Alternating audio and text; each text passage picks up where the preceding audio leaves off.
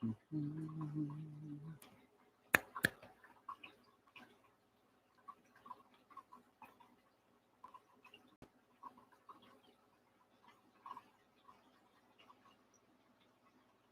right, everybody. I don't know if we're live or not yet.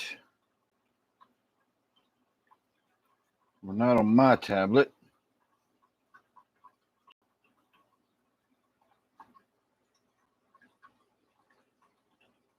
Oh, here we go. There we are. Now we're live. Hey, everybody. Give me a man with a little tug. All right. Let's see. We got 2 people watching and no chat. So, all right, let's get right into it then.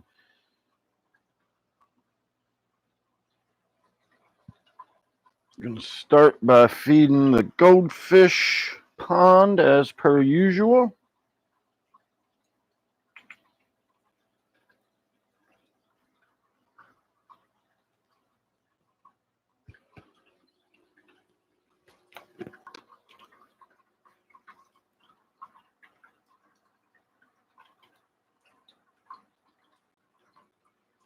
You think they'd know by now not to huddle in the corner because that's not where the food comes, but they huddle right up in that corner waiting for their food.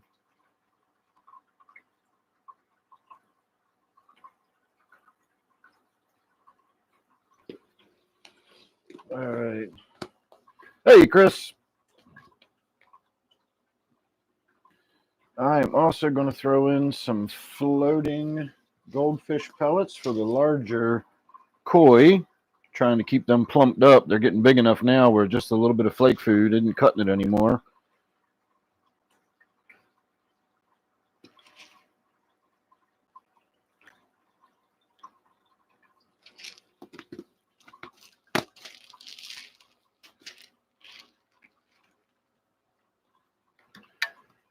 All right, we will be starting the night off. Actually, instead of, hey, Zini.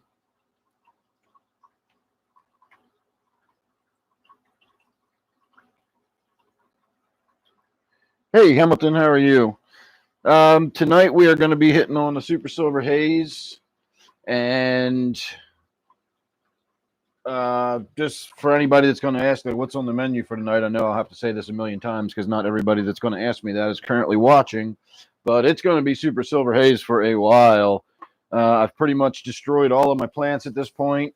I've got 2 that are still finishing that need to be harvested. They still look good. They still look mite-free, and they still look mold-free. And so if I harvest those 2, even if I cut them down today, it would give me several ounces of weed. And hopefully that will get me to the next, harvest where I've got, I got to sort of start from scratch again and see if I can get on top of these mites. And hopefully I'll have enough weed to get me through that gap. So I've planted some seeds. I'm sort of getting started in the next generation already. But I'm still on the process of cleaning my tents out. Literally 15 minutes before we went live, I went and checked on that last plant that was in my tent in the other room, and I could see webbing all over it. So I cut it down and took it outside, and it's just hanging up outside drying. So I will get plenty of hash oil. I got a ton of like low grade shit that I can make hash oil out of. It won't be top shelf stuff, but it'll be good enough. And then I should get a few ounces of actual like just baggable, smokable weed once it's cured and everything. So hopefully that will get me through to my next harvest. But all of that weed is going to be Super Silver Haze. I had a whole tent full of that stuff, and so now that's all I'm going to have for the next God knows how long.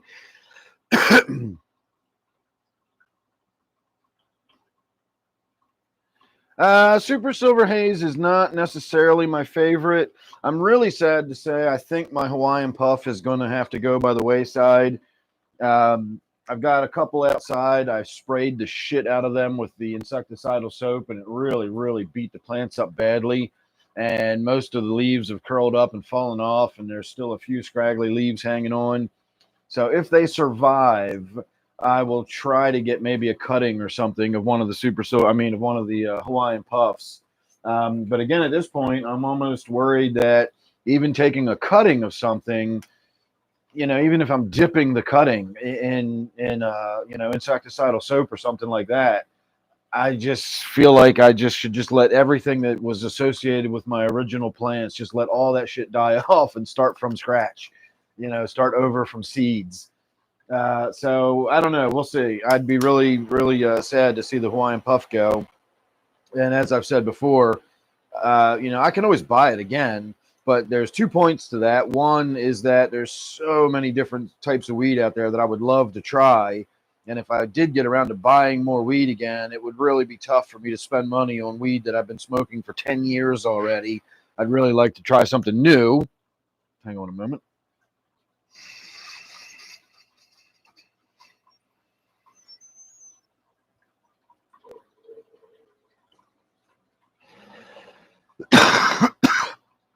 And then the other thing is that there's two phenotypes from the Hawaiian puff. The most common is the leggy, branchy, it's mostly a sativa, and so it grows like a sativa. It's leggy and branchy, and the buds are, smaller and spaced further apart. But rarely you will find a phenotype that looks and grows more like a indica. It's dense, compact, really tight, hard nugs all over it. You just get a lot of weed off of a small, compact plant. And according to the grower, the Lucky 13 Seed Company, they said if you happen upon that phenotype, do not let it go. Clone it, save it, etc., because that's the one you want. And it's hard to come by, but that's the one I've got. They gave me a free seed. I made a purchase from Lucky 13 one time, and they gave me a freebie, and it was Hawaiian Puff. And it turned out that the one I've got is that really dense, compact. I've always thought it was odd that it was, mostly sativa, because it doesn't grow or look like a sativa. It's a dense, compact plant that produces a ton of bud. And of course, when I read that, I was like, oh, okay, well, I guess I got the fucking right one. And so if I let it die off, not only will I let it die off and, I would have to purchase seeds again to get it again, I'd be letting that one die off. So there's no guarantee that even if I got another batch of seeds, that I would actually get the phenotype again. I might get a batch of 10 seeds, and all 10 of them might turn out to be leggy, branchy, sativa phenotypes. And so, but if that's what I got to do to finally get on top of these mites, and I can get back to just growing weed and not having to worry about all these fucking problems, I'll do it. All right, let's see.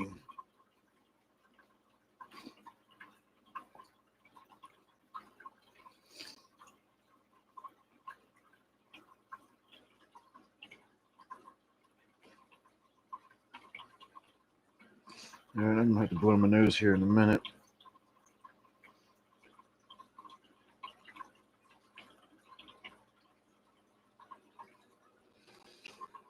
All right, I am caught up on the comments. Let me go get a tissue, and then we'll come in there and move to the next tank.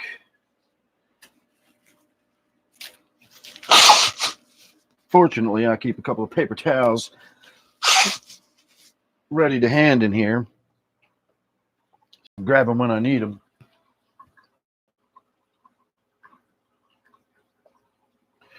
All right, let me do my last week. It's probably time to put.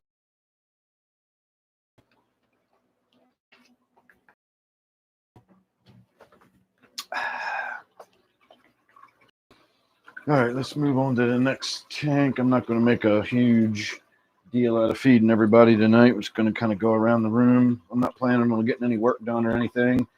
Not really a lot I want to do. I want to do a water change on this tank, but it's nothing urgent. I was kind of thinking tomorrow. Sunday. I think it's supposed to rain all day, so I might get down here on Sunday and do some tank maintenance. But I just am not feeling up for it tonight. I had another night where I just could not sleep at all last night. I didn't finally go to bed until like 8 o'clock this morning. Slept till like 11:30. One of those kind of stupid days. I got a couple of little bullshit errands run. We did score a super duper. I'm really excited about this one, and I know none of you guys are going to care, but I am excited about it. Well, I'm not excited, but I'm very happy about it. We were at the grocery store last night, and they had these huge umbrellas, like patio umbrellas, and they were normally $99, or no, they were normally $49. And they're the kind that has like the crank on the inside, so you don't have to like slide them up and like lock them into little pin positions and all that. You just turn the crank to open it until it's nice and tight. On clearance for $13.75. So we were both like, that can't be right. But I mean, it was just clear as a bell, marked right on it, $13.75. So I was like, I'm getting one. If it rings up different, we'll get somebody to take it off or whatever. But it's, if it rings up at $13.75, this is fucking a steal. And so it did. And we brought it home and we set it up. And, because our old one had broke. One of the things was like hanging, and we just figured we'd get it through the summer. And, next spring we'd buy a new one. And we got it home. And so we threw the broken one away and replaced it with the brand new one we just bought. And it's a nice umbrella. Our old one was rectangular. This one is more round. It's got like 8 arms on it. So it's, I guess, octagonal, not round necessarily. But it's got the nice little crank that opens it up nice and smooth. It's got a really big, I'm not sure what the actual diameter of it, but it's big. It would easily go over like a patio table or something like that. It would overhang it by a couple of feet all the way around. So I was just like, you got to be kidding me. This is a really nice umbrella for $13.75. So I went back today and got 2 more. They had 5 of them left, and I bought 2 of them today. And we're just going to put them in the basement, and we'll have 2 brand new umbrellas starting next spring, plus the one we've already got outside right now. All for less money than it would have cost to buy one of those umbrellas originally.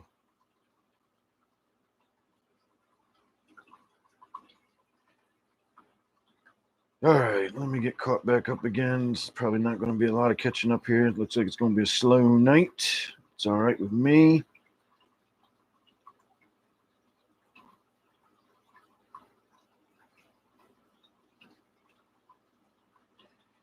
Let me see.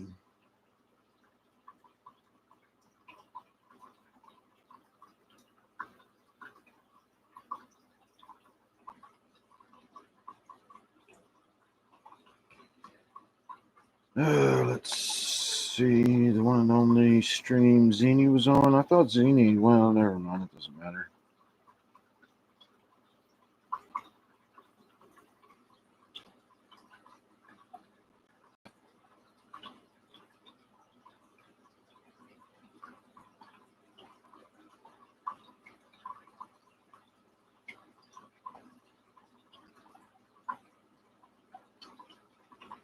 Gamer, how are you doing?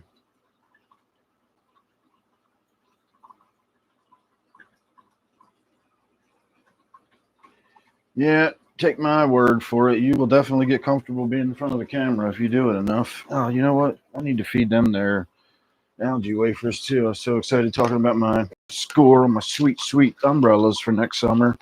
I forgot to actually feed everybody. Well, we throw the Viber bites in. We just didn't actually throw the good stuff in for everybody. Oh, and I was looking at the birthday for the cichlid there.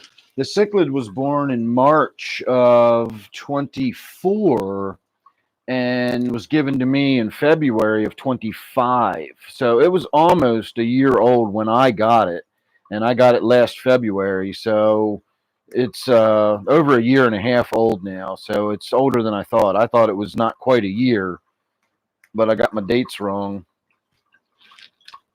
So next March, March 24th, I believe, it will be 2 years old.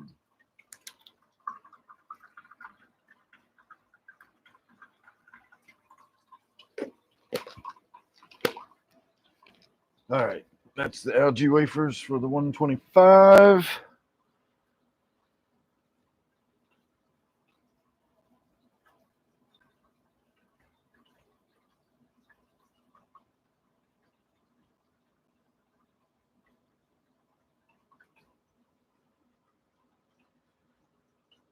All right. I was hoping my next order of mushroom juice was going to be here today, but it did not. It's still saying on the shipping that it is pre pickup. They've got a label, but they haven't picked the product up yet. So I suspect it's just going to like switch to out for delivery one day, maybe tomorrow even, because I ordered it 2 days ago or 3 days ago. The order went through 2 days ago, so that's why I didn't get it today. Um, but I looked, and the only way I can get it any cheaper at this point is if I buy multiple bottles at a time. I can get another 5% off and get the price down to $35 if I buy 2 bottles or more at a time. So that's probably what I'll do for my next order is just get 2 bottles. I will throw out there once again that if I can raise enough money to purchase a bottle, I will drink a whole bottle on a live stream. But somebody else is going to have to pay for that one.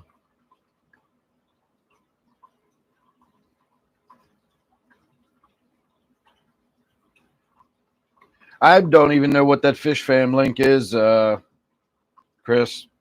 I think Art Knight set it up or something. I know it's a bot. That's all I know.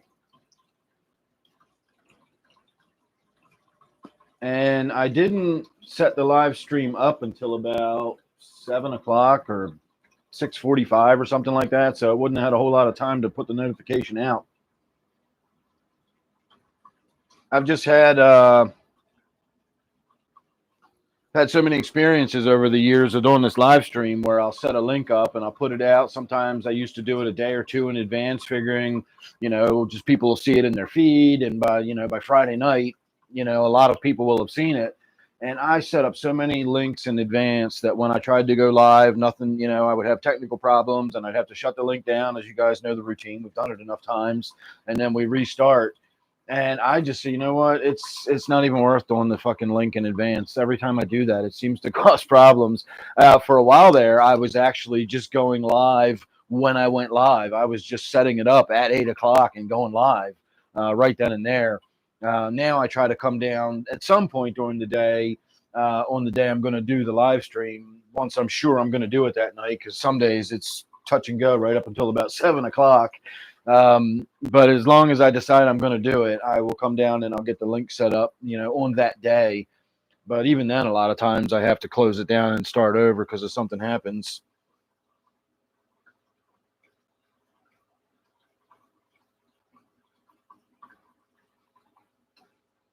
Matt, the owner of the link, has become a friend. He's probably going to sponsor complete rebuild of the website. Nice. Now, if I could just get somebody to give me $40 for some shroom juice, I'd be happier. Actually, I would need more than $40 if it gets donated here on the YouTube, because YouTube takes almost half of it. I'd need more like $70 if I was getting the money raised here on the YouTubes. But I'm not expecting it, so that's all right. I'm not really excited about the idea of drinking a whole bottle of that. I'm willing to see what would happen, but I don't really want to necessarily, so I'm not going to be too upset when I don't raise the money. All right, still hitting on the Super Silver Haze, as we will be for the foreseeable future.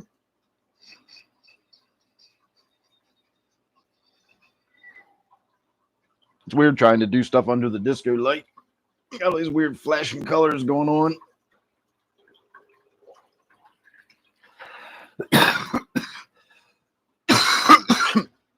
I tried turning the disco light on in the morning. I come in the morning and I turn the overhead light on and let some light be in the room for a little while before I actually start turning the fish tank lights on.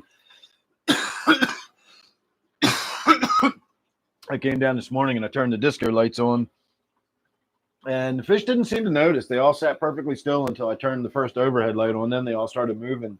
So I guess maybe the colored lights or the fact that they were just sort of flickering and flashing by and not just like actual white light shining on them. I don't know. I wonder if RGB light would appear as white light to fish. I don't know how their eyes work and what kind of colors they see.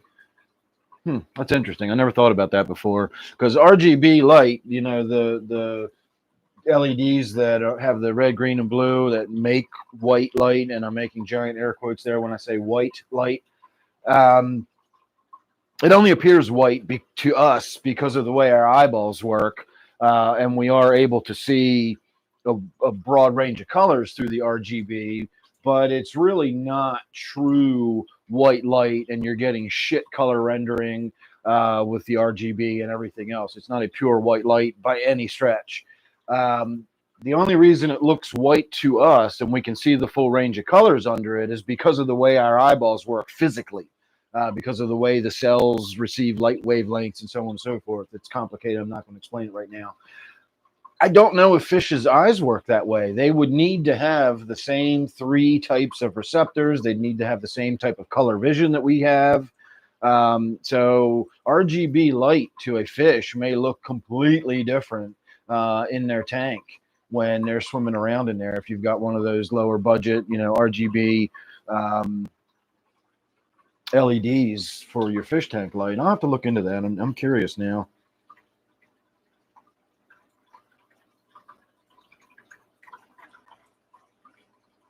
No, I don't care about the bot one way or the other. Again, I think Arc Knight set it up or something like that, or set my channel up on it. I don't know how it works or any of that stuff. If you want to put me on there, go ahead.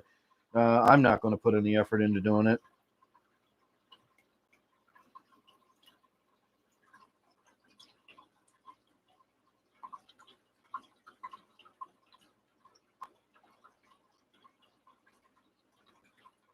I do like my rainbow shark too. He's kind of a dick, and you got to be careful what other kind of fish you put him with. But the rainbow sharks are really pretty. I know Shamu likes his red tail sharks, and the red tail sharks are cool in their own right. But the rainbow sharks are really pretty. I like the fins. You know, you get all the colored fins rather than just the tail, and their bodies are not black like the way the red tail sharks are. Red tail shark has a very black body with a very red tail. The rainbow sharks have almost a underlying greenish sort of hue uh, underneath of a gray body. It just sort of depends on what kind of lighting they're in and that sort of thing. They can look very greenish at times, and so that's why they're called rainbow fish. They're not just two-tone fish. You know, they're not a black fish with red fins. They're a very interesting sort of color that's kind of hard to describe unless you see it in person. And then it's got the red fins on it. And there's even tracery of color in the red fins, too. They're not just straight up red. So I'm a big fan of the rainbow sharks, with the exception of the fact that they're kind of dicks.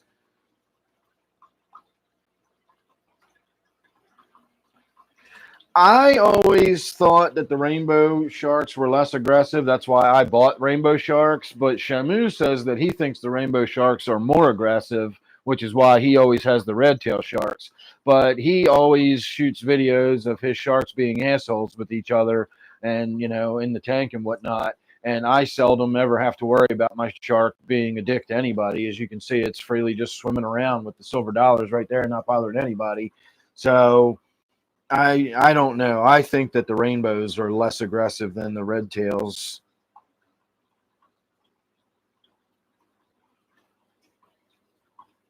Yeah, that really dark black with the red fins is striking. Like I said, I do like the rainbow or the red tail sharks, but I prefer the rainbow.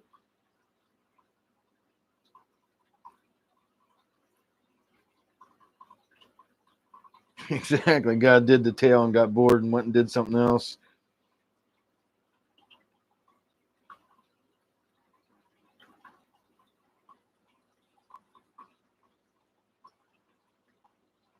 Shamu, my son.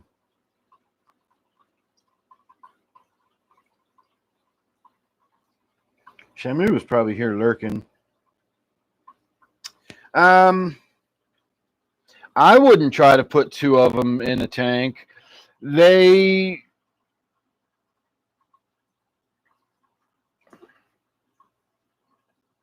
Yeah, the rainbows are a variety of different colors, and there's a lot of green in the rainbows. There's definitely an underlying color. It's almost like, you ever see one of those cars that's painted like a base color, and then they do a color over top of it, and you can kind of see that base color like a gold that might have like a green base color or something. So it's got just this hint of green to it, but it's basically a golden color. You know, this is the same way. It's like that smoky, charcoaly, grayish color.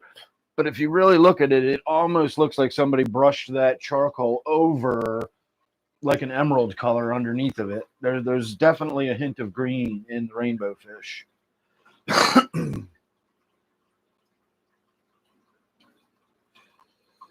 The rainbow sharks are a type of carp. Well, cyprinidid. They're very closely related to carp.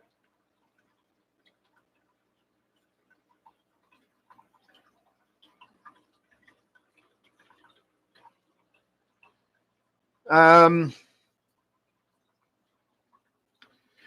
but yeah, I definitely do not recommend putting more than one in a tank together. And whether it's a rainbow shark or a red tail shark, I don't recommend putting anything in the tank that is going to be of similar color.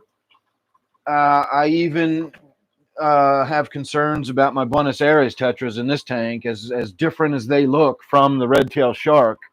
They've got that red tail on them, and that's enough to get him a little aggressive towards him. He doesn't show the kind of aggression that I worry about, which is the consistent, just like singling out a fish and just chasing it around relentlessly. That's the kind of aggression that will result in dead fish. I've got the get off my porch type aggression where the rainbow fish will dart towards the tetras or whatever fish that are bothering it. They'll all scatter, and then the rainbow shark will turn around, or the shark will turn around, whichever one it is. We'll just turn around and go back to hanging out and doing its thing. It doesn't chase after everybody and continue the chase in that relentless sort of way.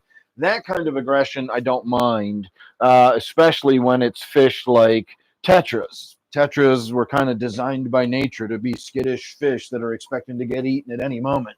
And so being in that environment is natural and normal for them. They're not being overly stressed out by that shark dashing after them every once in a while just for the fuck of it. You know, it's not like the really aggressive fish.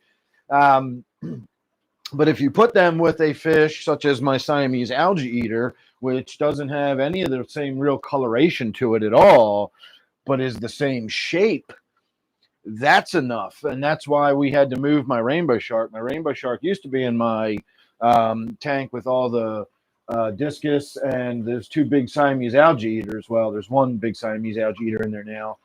And oh, my two chocolate zebra plecas are lying next to each other. That's unusual.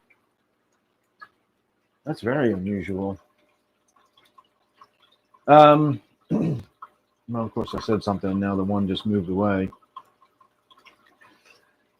But the shark was chasing that rainbow fish, or the rainbow shark was chasing the Siamese algae eater around the tank like relentlessly. It just was nonstop. They moved around like they were fucking Danios. It was just continuous movement. Every time I came in here and looked, the Siamese algae eaters were just fleeing the shark that was chasing it. And it's, Siamese algae eaters just aren't built to do that. They can't take that kind of stress, whether that shark ever physically injured them or not, biting them, ramming them, like that doesn't matter.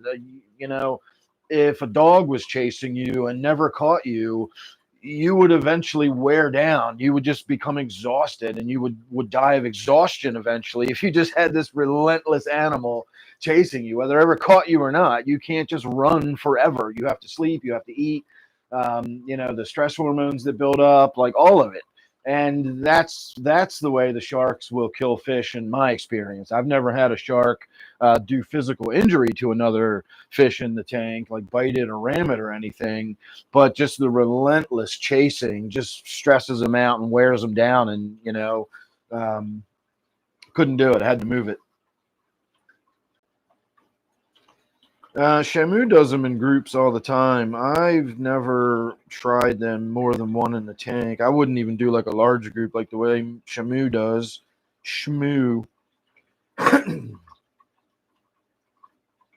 Oh no, they definitely have a green color to them. Ghost rainbow sharks? No, that sounds cool though.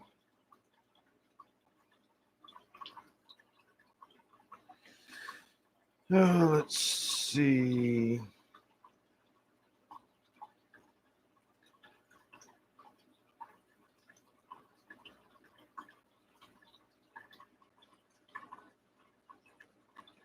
Yeah, if you had two, I would definitely have a second tank ready. And they get big and they need a fair amount of swimming around room too. I wouldn't put a rainbow shark or a red tail shark in anything smaller, maybe a 40, like a 40 breeder or something, but I would be reluctant to even do a 40 breeder. I would think a 55 would be about the smallest I would do a shark in.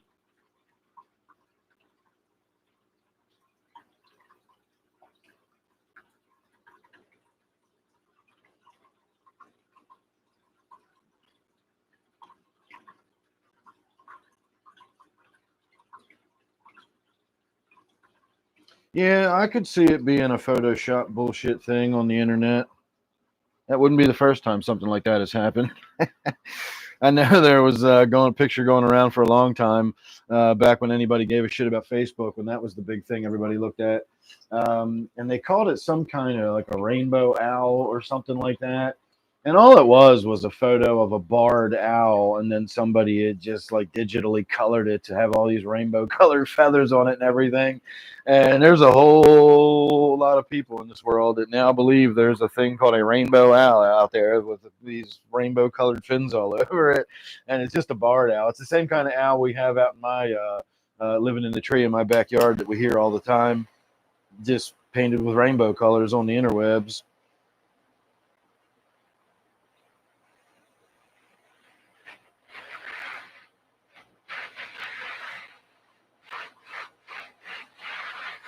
A newt. She turned me into a newt. Well, I got better.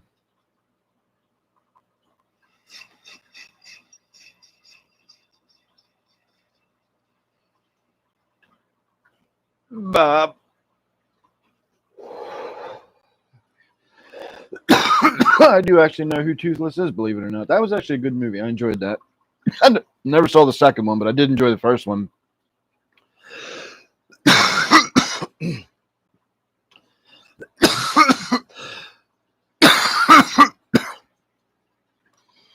I just explained why they're called rainbow sharks, Shamu, because they're not just two colors. Their bodies are multiple colors. They're sort of iridescent color. If you get them in nice clear water and not tannin stained water like mine are in, and you see them under nice bright light, they have that green coloration underneath, but they also have a sort of iridescence to them, like that.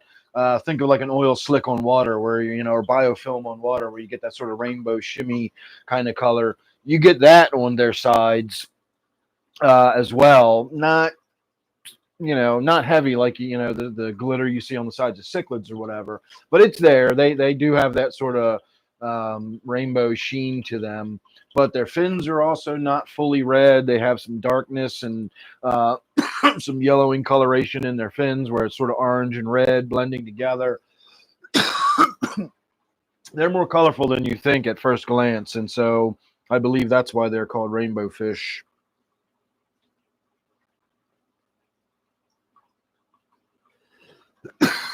Laura.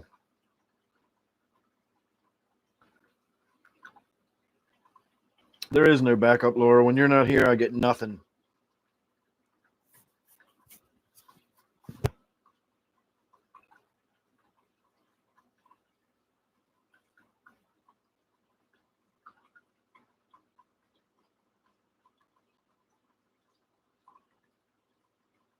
Yeah, I remember having a conversation with my dad when I was still a teenager.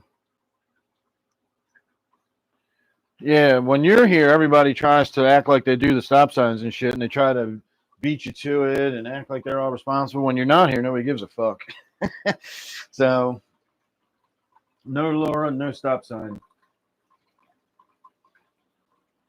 But I remember my dad back in the day. I remember two things about my dad. Well, honestly, I remember a lot more than that about my dad. But two things right now that I'm going to talk about with my dad. One was the short one. I'll get out of the way first. Was how much he absolutely hated the digital photography. He fancied himself an amateur photographer. He didn't, do anything other than take a lot of photos and spend a lot of time with his photo books and cataloging them and all that kind of shit.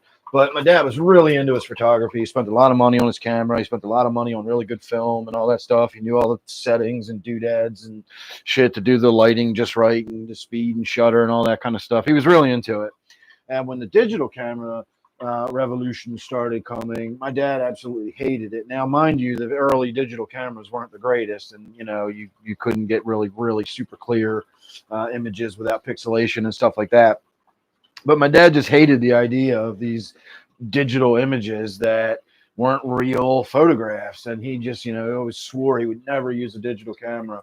Well, fast forward 10 years, and my dad had about 10 zillion video files on his computer of all. I mean, he absolutely loved digital photography because you could edit, you didn't have to buy film, you could just go home and upload 1,000 photos and pick the ones you liked. You could take 10 photos of any one thing and pick the one you liked the best out of it. And he completely converted over to being a big digital photography guy. But I remember him one time telling me way back when digital photography was just getting started, he was really shaken up by the Photoshop kind of stuff that you could do. And he said, we've reached a point where photos aren't going to matter anymore. Like photography in court or photos, as evidence in court, stuff you see now in print or stuff you see in movies or whatever, you're never going to know if that's real, because with this digital stuff, you can just change things. You can just move things around and add things. And of course, he was talking about the most rudimentary of photoshopping kind of stuff you could do back in the day. But you could cut somebody out of a photograph altogether and pretend they were never there, or add somebody to it and incriminate them in a crime. And he said, just from now on, like, photography is just basically useless as a tool for evidence and stuff like that. Of course, that didn't exactly turn out to be true. People are able to look at photos now, but we have to do that. We have to have a whole field of experts that know how to look at photos and find out if they've been digitally manipulated and altered. And so he wasn't too far off with his prediction about how digital photography was just a paradigm shift in the way we were going to look at the world. Cornish, how are you? Fly guy.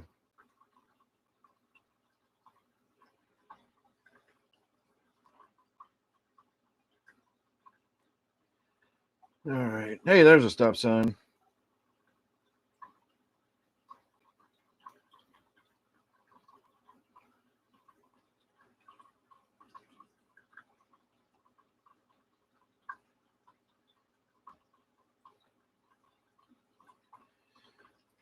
All right.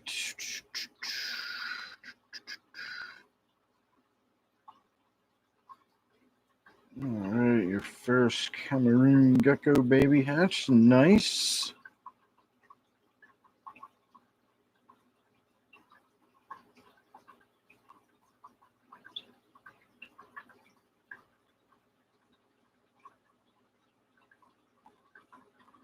All right, Cornish said hello.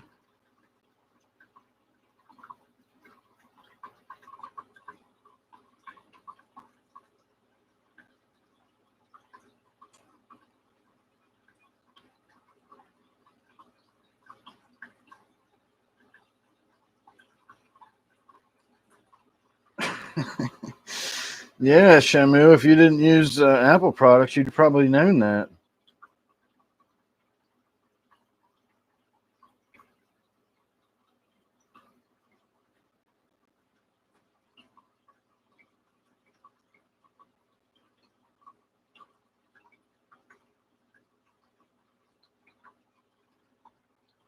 Um,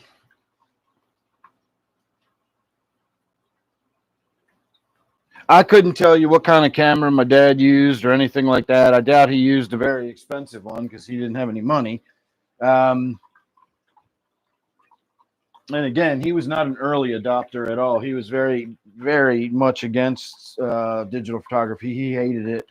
Probably like the way some audiophile that had a massive record collection, really didn't like the idea of cassette tapes coming out. And there's still people out there that argue that you get a better sound quality out of a record a vinyl record, a physical record, analog style, than you do out of a digital recording. I think that's absolute bullshit. I would be willing to bet pretty much any amount of money that if they did, listen to 100 piece of music and they didn't know whether it was digital or analog on any given occasion, um, it would be a 50-50 guess every time. They'd get no better than a 50-50 average percentage on being able to tell the difference. But I'm of the opinion that if you're into your records and you think it sounds better with your headphones and your vinyl and your old record player and all that, and that's what you're enjoying the hell out of, then you go right ahead and believe that and enjoy the hell out of it. Because what does my opinion matter?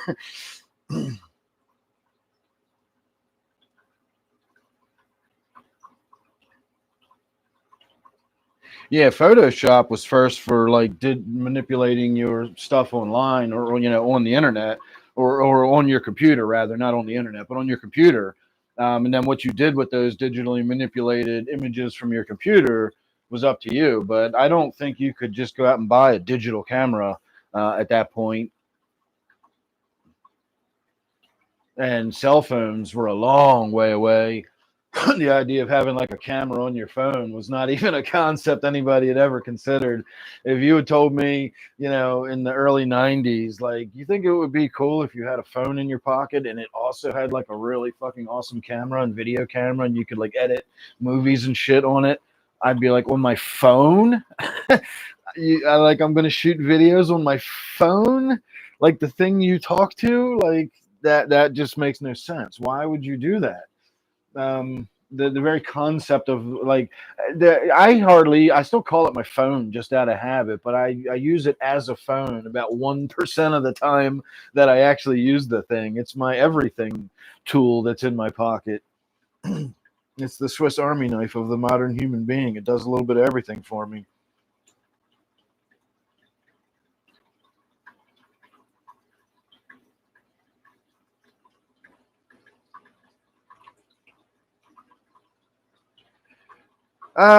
If you listen to good quality, like when you listen to the radio, you don't hear pops and clicks and scratches and shit like that. You hear that on your home audio with the way you store your records, even if you do the best you can and you brush them down and everything before you play them.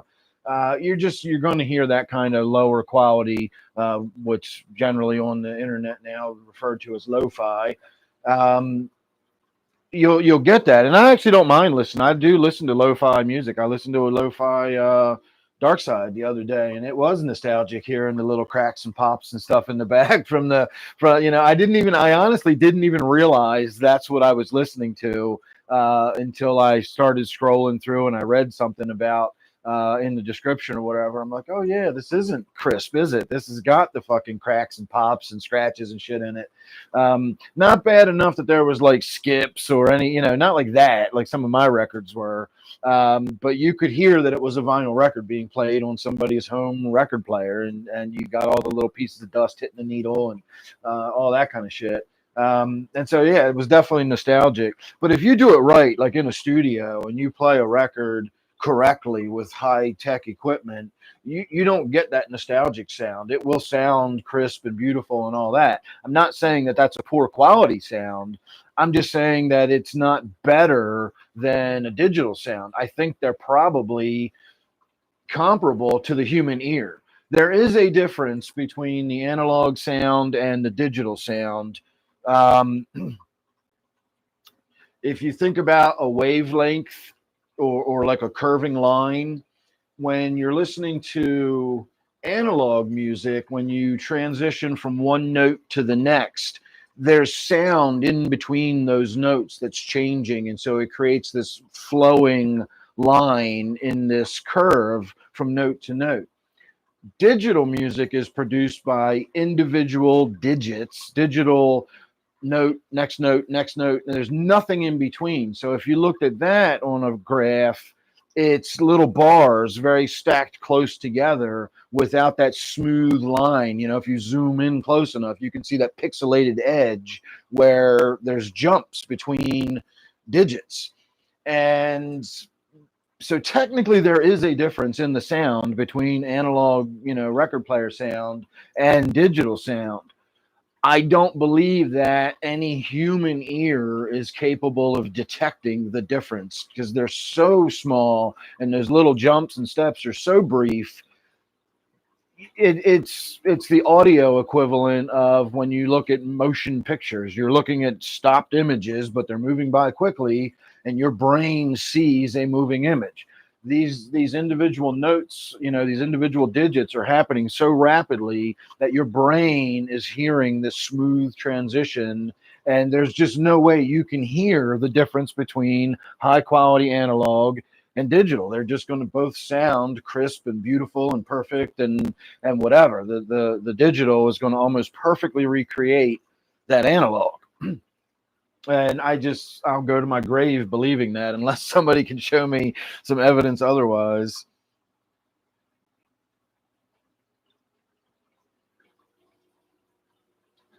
Michael, how are you? All right, let me back up a little bit here and see where I was. Let's see.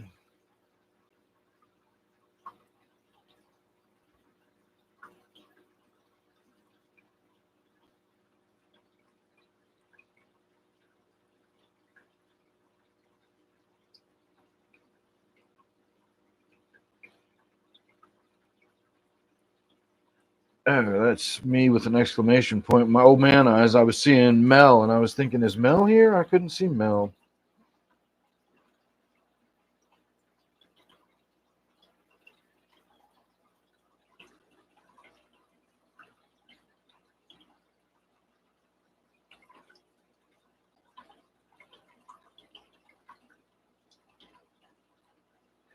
Yeah, they kind of stopped on physical console games a long time ago. Everything's trying to go online and just be completely um,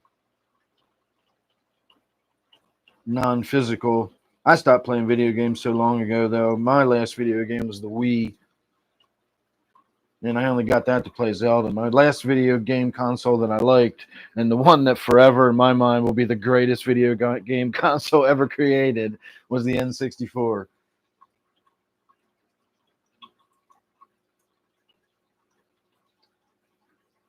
All right, let's move to the next tank here.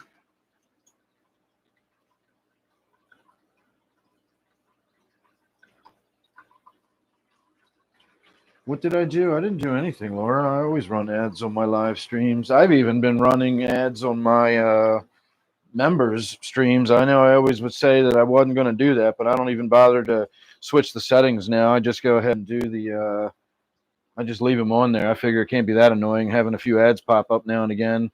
Um, and again, I need every bit of revenue I can get. So if leaving the ads up in the members area is what I got to do, that's what I've been doing. So I haven't changed any settings or anything like that. So whatever you normally would get should still be what you're getting tonight. All right, let's mix it up tonight and throw some. Where's here? This is what I'm looking for. See how small and dimly colored that is? It was very hard for me to spot that sitting on my shelf full of food.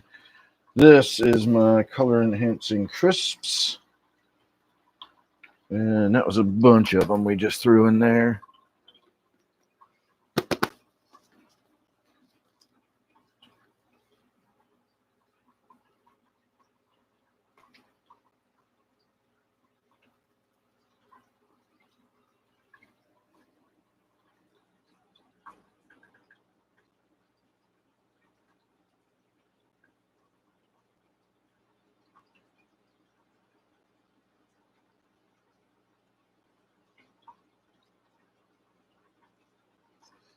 All right, Michael said hello.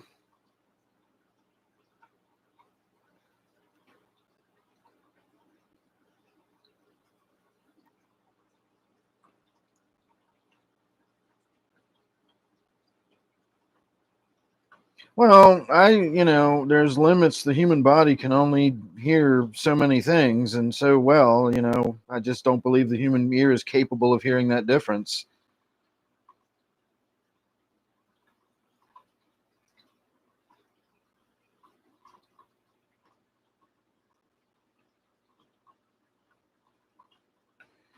Fish are doing well. I do have some custom emojis, but I haven't changed them in a long time.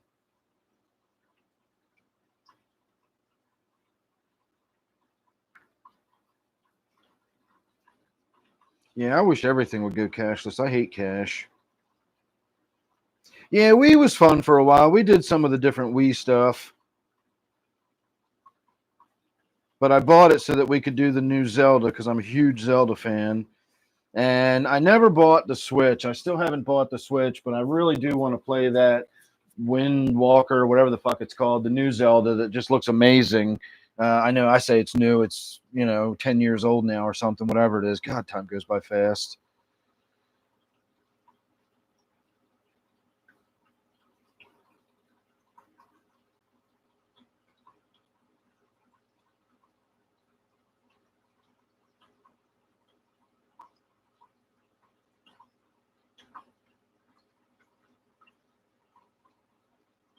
Let's see. I got paid for my taxes today. My 2024 taxes that we just finally had done. Hey, Kendra.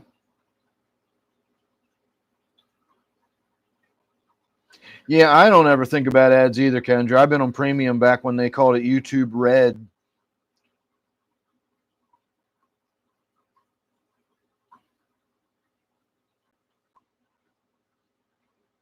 You're not an outcast, Laura.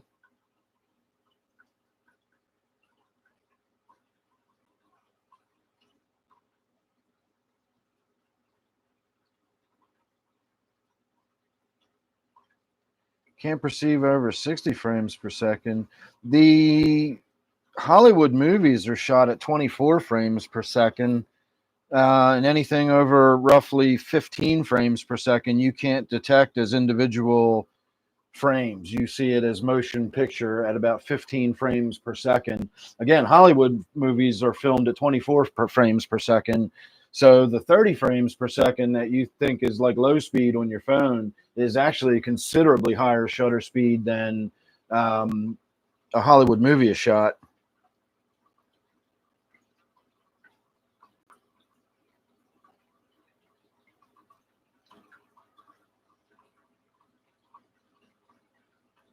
Yeah, $2 bills are pretty cool from grandparents.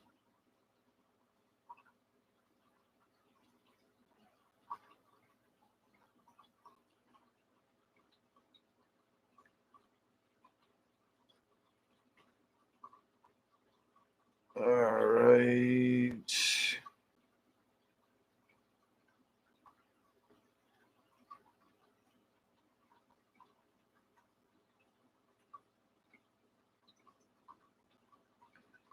I think I paid 12. I think I paid 6 for it when I got it. I don't know what it is now.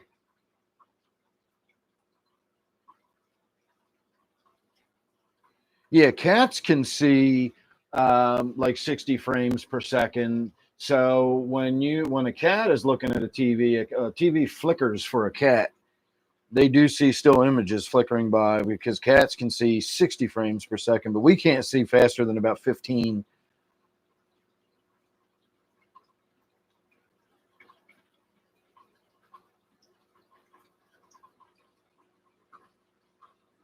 No, they can't. They can't see any difference over 15.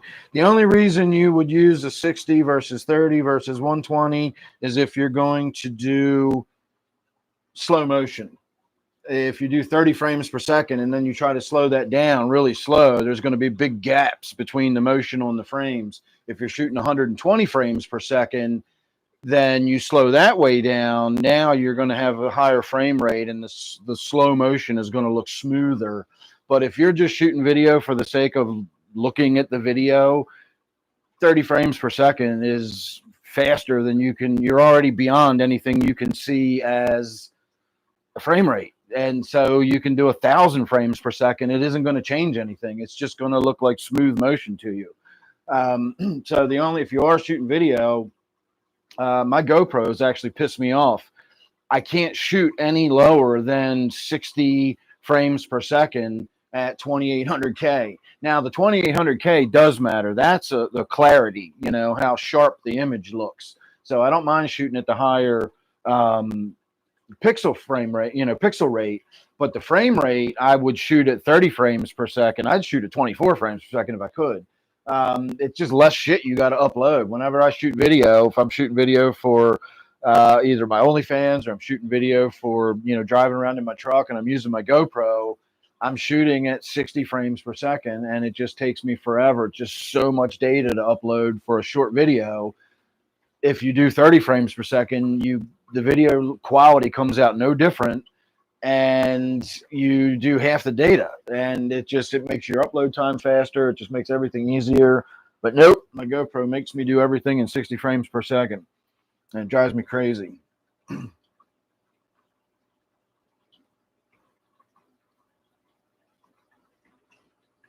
Yeah, I definitely think whatever I'm paying is worth the not having to watch ads and stuff.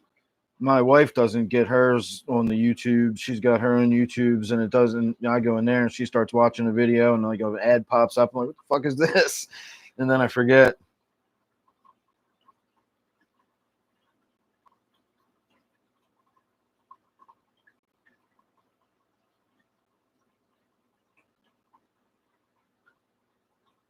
All right.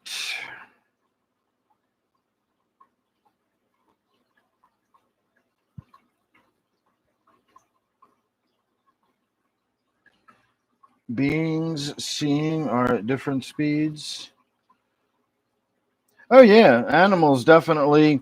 We don't actually have frame rates. We don't. Our brains don't work that way. We don't perceive images in that way. But in terms of if you're doing motion pictures or you're doing video or whatever, you can think of it as at what speed does individual frames blur into smooth motion, and that's around 15 frames per second for humans. Again, that's not how our brains work, but that's about when that transition occurs where our brains aren't capable of distinguishing individual frames anymore. Cats who have much, much more acute vision than we do, it's much sharper, and they can see movement in ways we can't. And so if they were to you know, look at something, and you know, if a cat could talk and you were to slowly speed the frame rate up, you know, and like tell me when it looks like smooth motion to you, a cat would say about 60, you know, about 60 frames per second is where the cat would say it becomes smooth. And there's probably other animals that it's different than that, but that's how it is with the cat. That's why cats are so fast, and they have the reflexes that they have. They're processing uh, movement and visual information in ways we can't even understand because of the way they process visual information so quickly. We do it like the old 8-track tape players compared to, you know, brand new 5G shit for a cat.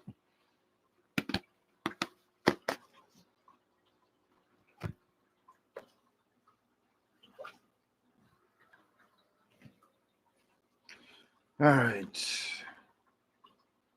Not sure about how the fly's vision worked. I know they have all of the cells in their eyes, so it probably looks really weird to what we would think of. Yeah, mantis shrimp eyes are crazy too. I had tiger barbs once a long time ago, but they were too aggressive, and once they died off, I never got them again.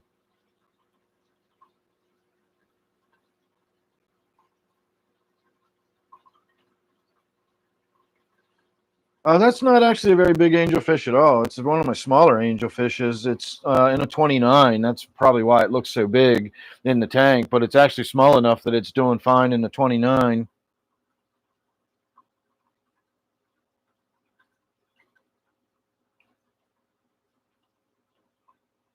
Yeah, seeing like again, what you're describing as seeing in slow motion is like the same as a cat. Um, and here in America, our televisions. We're just going to move on to. We're going to go past this tank. I already fed it. Glass is filthy. In America, our electrical circuits run at 60 hertz, and so our TVs flicker 60 times a second. And if you are in the UK, yours runs on 50 hertz, and so you get your TVs flicker at 50 times a second. Now, again, this is way beyond anything you can see as flickering, uh, but a cat can actually see the TV flickering. It can see. Well, now I guess with the way I guess it would be in a no, because it's not the TV itself and the way the TV is producing its image. That it's the alternating current. It's the flipping back and forth between on and off with the alternating current. And so if you're at 60 hertz, you're going to see your TV is going to flicker on and off 60 times a second. Again, beyond anything you can ever notice. But a cat can see that flickering. And at 20 times or at 50 times a second, like you have in the UK, a cat can definitely see individual frames popping up.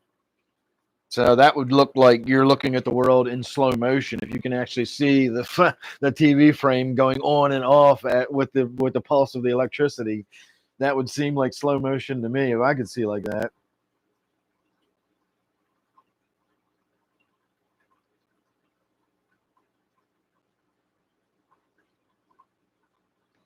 Yeah, we were just, I'm not even sure what got us talking about that. Oh, we were talking about digital photography at first and frame rates and all that.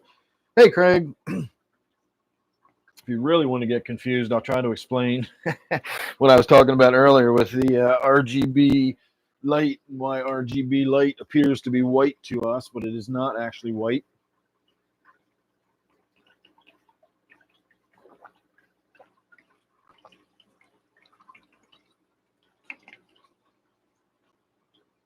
Thanks, Craig. Appreciate it. The next tank is going to look even better because I just did some big water change the other day on the discus tank. So we'll get to that in a minute. Well, it's already after 9 o'clock, so I'll be sitting down here shortly.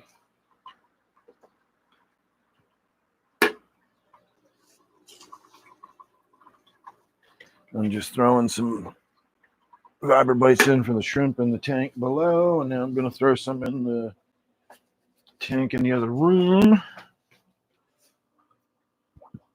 I got some shrimp in there. So we'll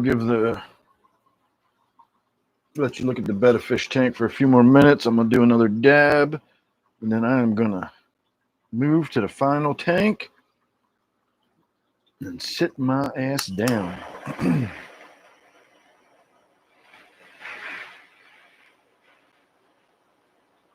I thought about checking on my mushrooms tonight, but I decided I'm going to be patient. I'm going to give it the full 2 weeks.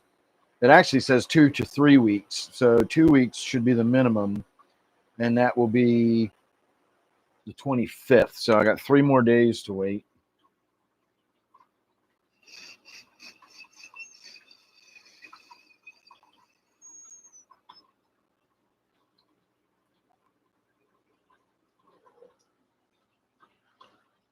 Now that's a dab.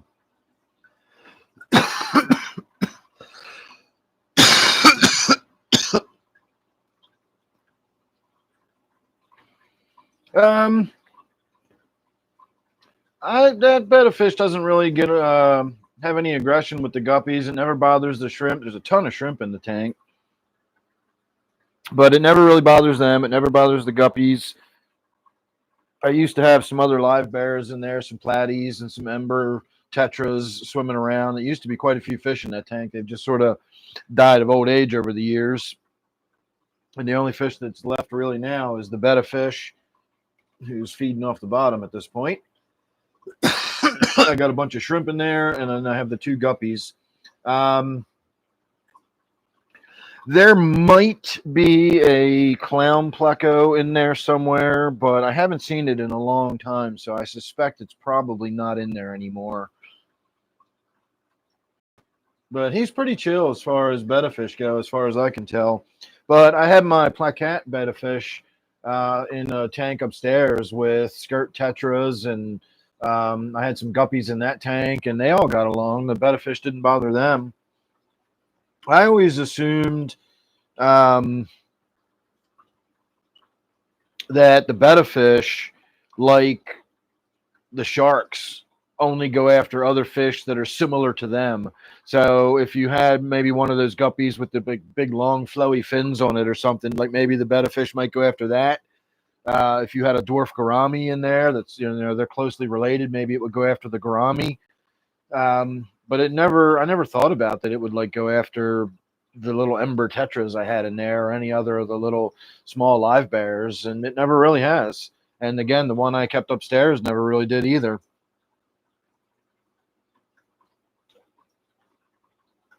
Took 3 gummies, nice. I drank the last of my syrup last night. I had a great time. Um, but I'm getting to the point where I can either get 3 really nice rolls off of it, or I can get like 4 small ones. I'm really curious to see what would happen if I drank a whole bottle over the course of an hour or two. But again, trying to get other people to pay for that one. If you want to see me do that, I'll do it live, but I got to raise the money for it. Gouramis will attack the bettas. Oh, it's the other way around then. That's interesting.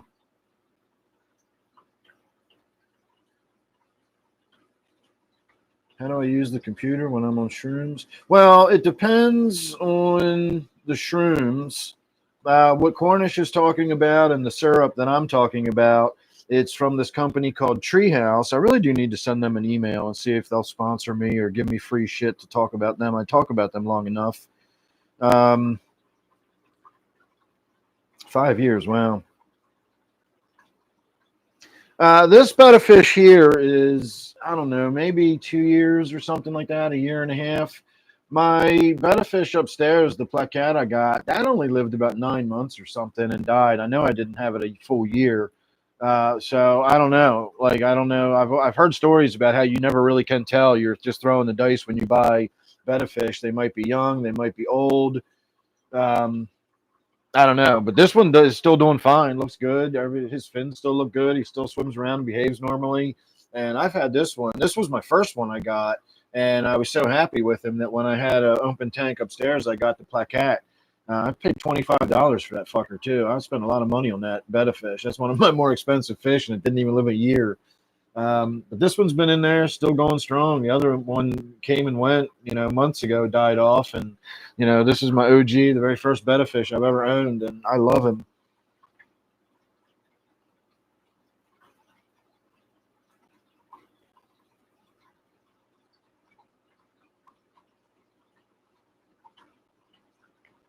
$400 bettas, wow.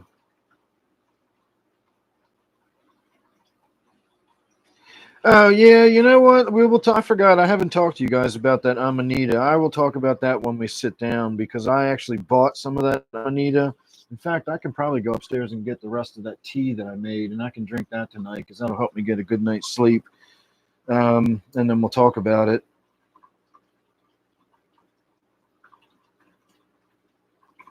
The less I spend on a bed, the longer it lives. Probably the same with like cats and dogs. You get one from the pound that's a mutt, and it'll live for 20 years.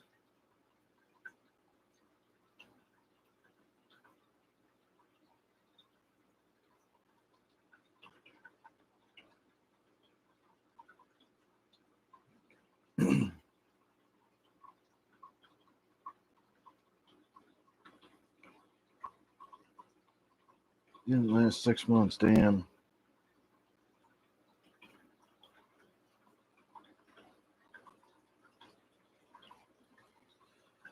Yes, Zini is always part of my late night chats when I'm shrooming on my mushrooms.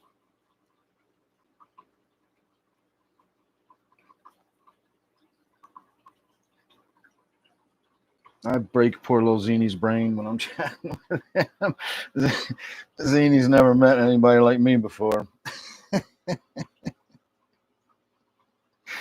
All right, let's move on to the last tank.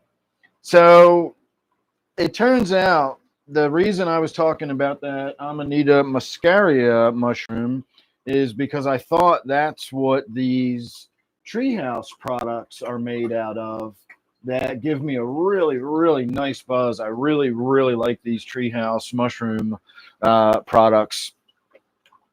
But it turns out they are not made out of Amanita muscaria. mushrooms because I got the mushrooms. I got a 60-gram bag of them, and me and Steve went very cautiously at first because we didn't really know what to expect. We made 6 grams worth of mushroom into tea, and he drank about, we'll say, 2 grams worth, and I drank maybe 4 grams worth of it. And we kind of sat around the house here because we didn't know what to expect. We didn't want to drive anywhere, and then get out there and find out we're all fucked up from this tea. But it turns out nothing really happened, and Steve didn't want to take any more, so he ate a couple of cookies I had left, and he enjoyed his cookie buzz. While I just kept drinking more tea, and then I'd make more tea, and I'd make more tea. And by the end of the night, I drank about 25 grams worth of mushrooms.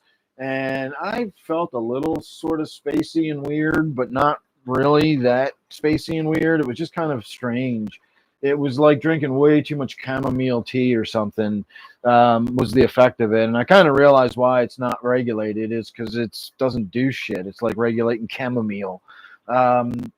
So the next day, I took the remainder of the bag. I weighed it out. It was 30 grams. So I did literally eat about 25, grams worth of mushrooms the day before, and Steve had a little bit of it. So I probably had more than 25 grams worth.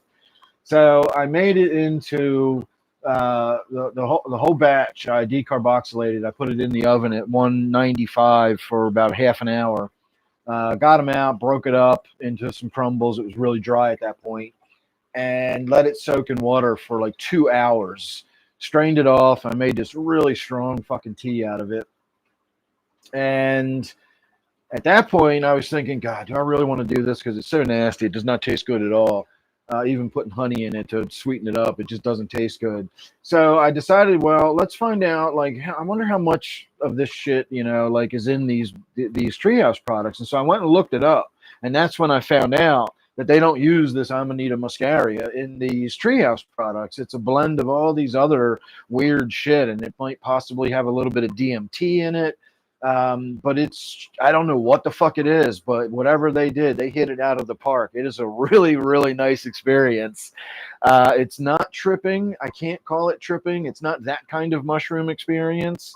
It's just this warm, buzzy glow with maybe some soft visuals around the edges. It's helpful if you use soft lighting or colored lighting and just, nice chill environment. It's a really nice experience, but it's got nothing to do with the Amanita muscaria mushroom. And it's certainly got nothing to do with psilocybin or anything. And so there's no way I can recapitulate that. There's nothing I can buy to make a product that's similar to this treehouse product. And so I just have to keep buying it if I want to use it. Now, I have started a culture of actual psilocybin mushrooms, and I'm going to try growing them. And if I can grow real psilocybin mushrooms, I'll stop taking these expensive ass treehouse products, and I'll have my homegrown psilocybin mushrooms, and then we can have some real interesting live streams. But in the meantime, I'm going to keep getting these treehouse products because they're really, really good.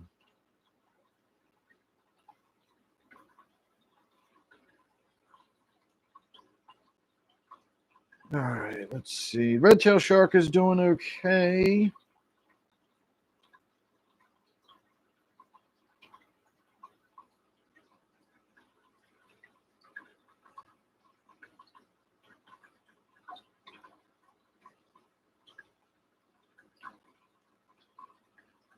Thank you for the stop signs.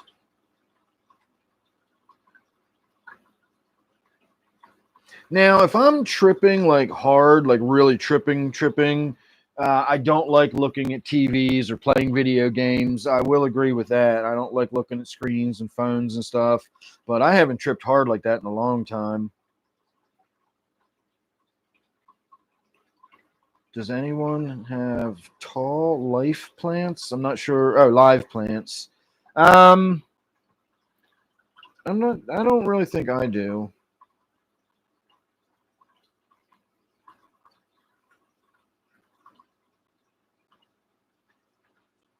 Halloween. It's coming up soon.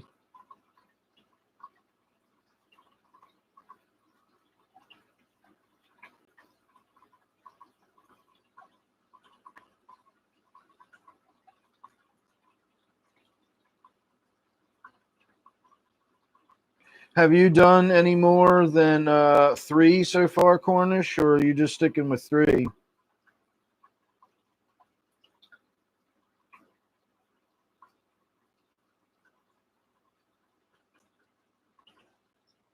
Um, we're going to find out if I can grow it. Do you mean am I allowed to grow it? No, I'm not allowed to grow it, but I'm going to do it anyway.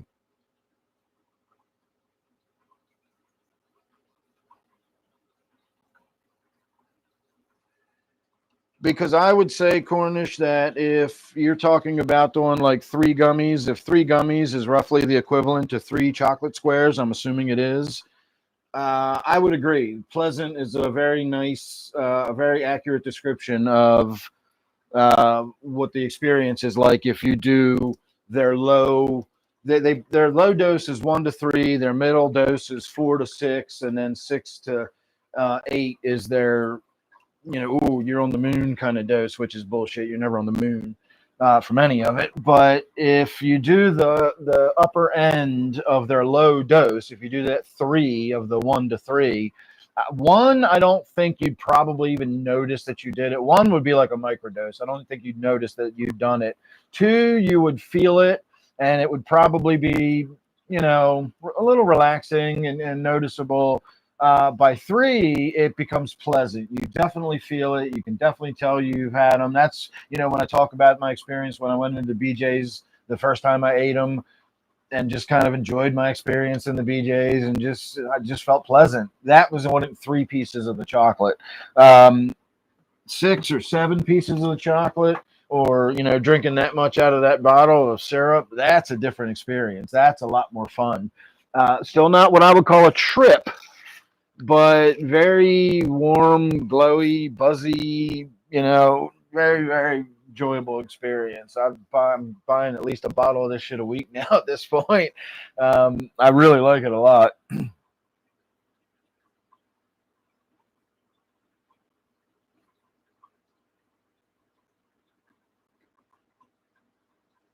Probably not, but whatever.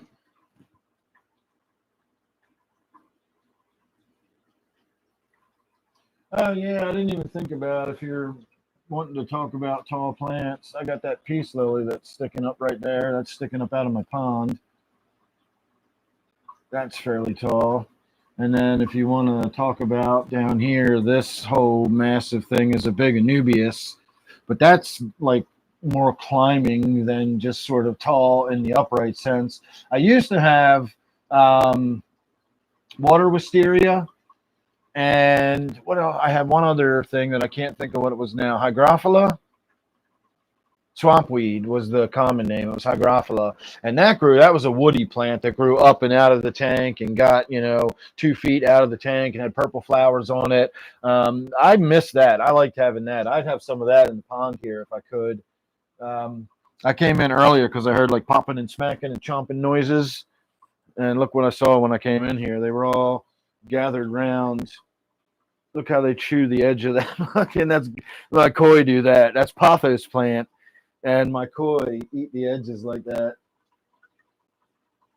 But that's just hilarious. That looks almost cartoonish, like the bite marks in it. So don't think that koi will not eat any damn plant you have in front of them. They eat pothos.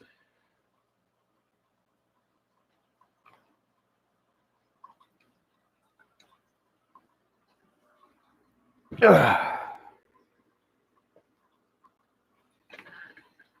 right.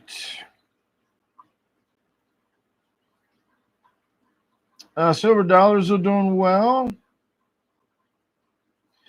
I've had people tell me you can grow weed out of a fish tank. I've never tried it. I wouldn't really know how to go about doing it, but I've had people tell me you can.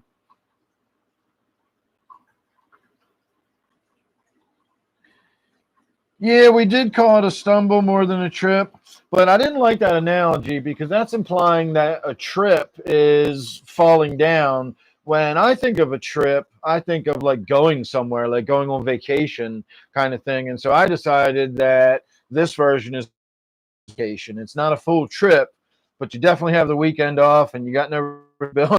Nice little staycation, but it's definitely not the full trip by any means.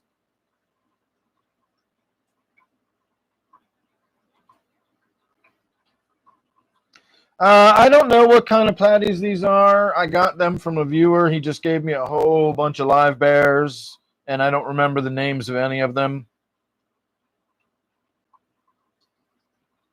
Pothos is not poisonous, but it does have some sort of crystalline, somebody will know the name of it.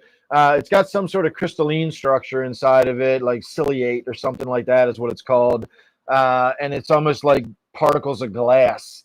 And like if your cat or your dog eats it or whatever, it's like swallowing fiberglass or whatever, little bits of glass, and it will irritate their throat. It can irritate their digestive tract. It can give them diarrhea. It can make them, it gives the appearance of them being poisoned, but it's not an actual poison. It's a physical irritation of their digestive tract. And that's kind of my point is it's got all that going on, but the koi just eat the shit out of it, never slows them down. I don't even worry about the pothos plant that grows in the tank. I just let the goldfish eat it.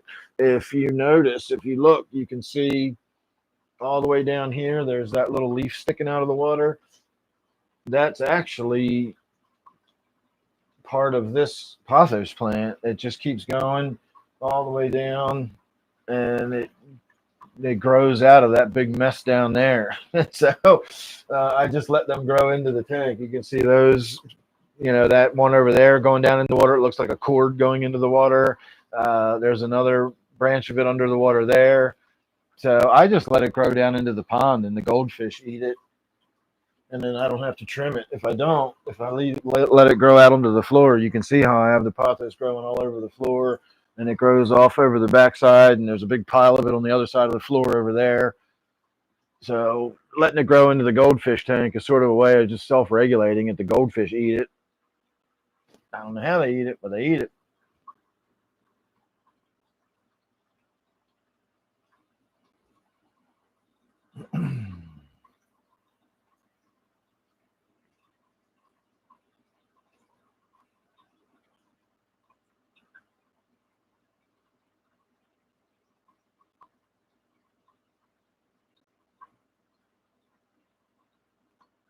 Let's see.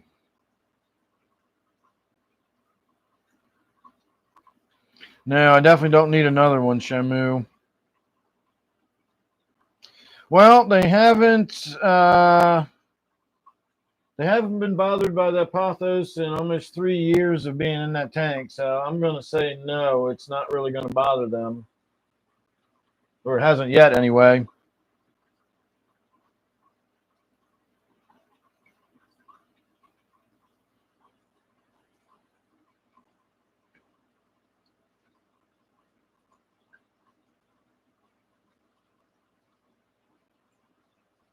Well, that's what I have been told.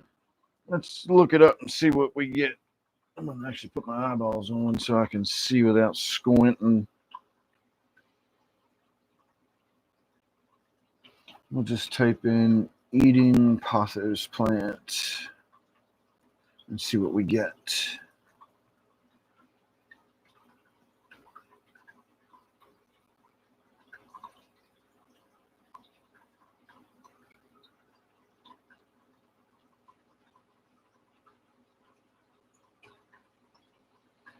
All right, let's see.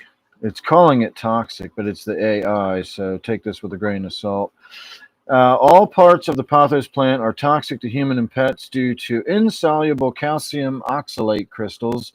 Ingestion can cause intense pain and swelling of the mouth and throat, but it's not typically fatal in humans. Immediate first aid and contacting poison control are necessary if you or someone you know has eaten pothos plant.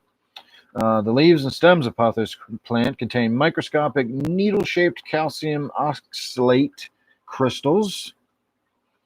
When a person or animal chews or swallows the plant, these crystals are released and they pierce the sensitive tissues of the mouth, throat, and stomach. This causes the immediate burning sensation and intense irritation, which is often enough to discourage someone from eating a lethal amount. Let's see. Symptoms of pothos ingestion: burning or swelling in the mouth, lips, and tongue, intense pain and oral irritation, excessive drooling, difficulty swallowing, vomiting, and stomach pain. In rare and severe cases, swelling can obstruct the airway, causing difficulty breathing. Contact with the plant's sap can also cause skin irritation or dermatitis. Dermatitis is skin irritation, just the medical word for it. Let's see. Remove any plant material, wash any exposed skin, call poison control, do not induce vomiting, etc., etc. So, yep, there you go. I pretty much had it right. So I don't know. They're calling it poisonous and toxic, but it sounds again more to me like it's a physical thing than, you know, I would imagine swallowing steel wool would be fucking bad for you too and would cause irritation and burning and whatnot. Does that mean it's toxic?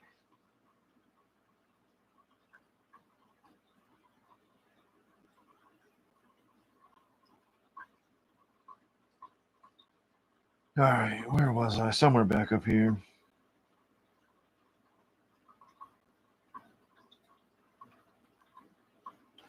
If I didn't still have the Siamese algae eater, I'd put a shark in here. It didn't bother anybody else. It only bothered the Siamese algae eater.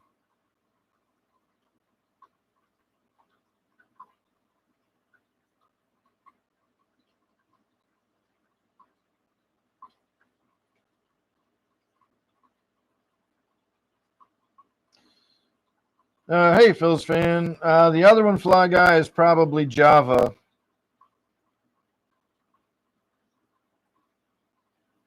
$35 feet long, damn.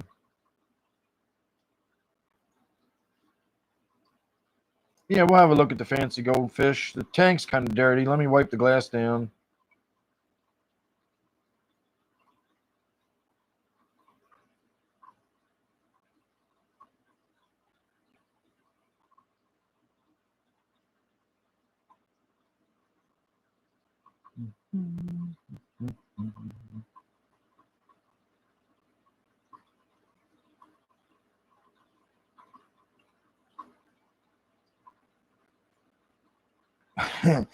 Daytime, nighttime, anytime, Laura. Them goldfish eat duckweed all day long.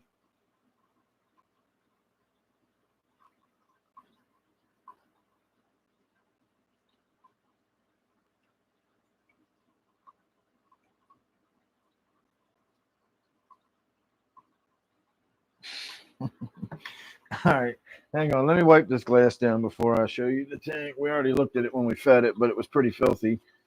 I didn't realize it was so dirty, or I would have probably tried to get in here. I swear I just wiped this thing down the other day. Fish are going to get all excited thinking they're getting second dinner. Oh, wow. This is some rough stuff on the glass, too. I'm using my, well, here, I'll bring the camera over and I'll let you watch me do this, and we can call it tank maintenance. So this is what I've got already off of just barely wiping the edge of it down. So we're going to throw that away and grab a few more because we definitely ain't getting it done in one more. We barely got started.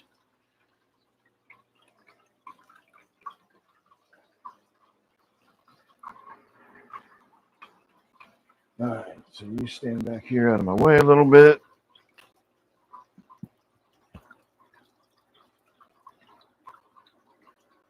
And what I'm using to wipe the glass is melamine sponge, which is sold under the brand name Magic Eraser.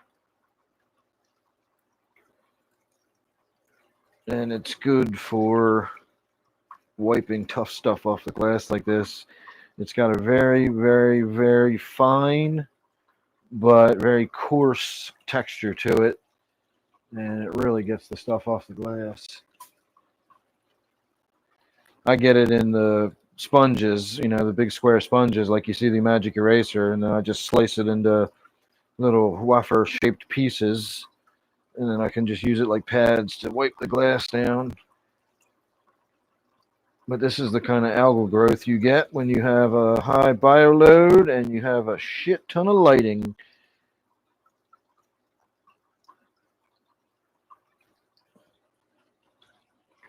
Just keep getting them.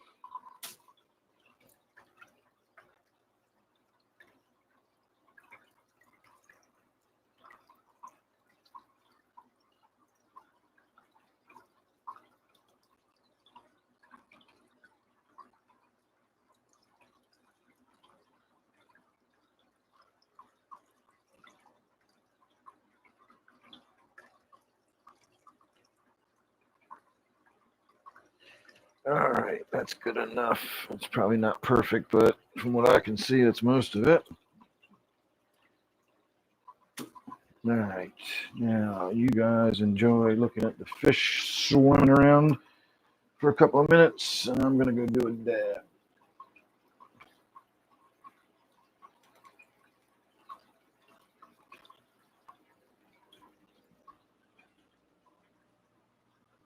After I dry my hands. Actually, I'm going to check the time. It's probably about time to start winding down here tonight. Oh, it's 9:30. No, it's not time to start winding down yet here tonight. All right, let me do a dab while you're enjoying the goldfish.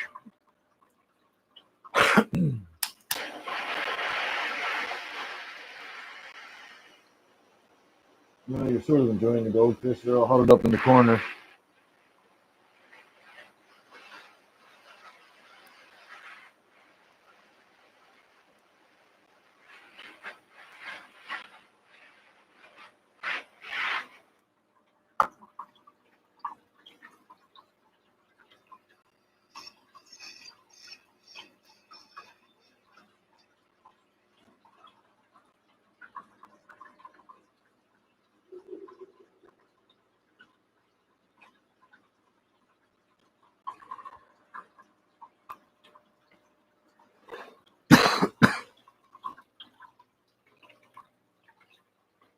All right. There she is.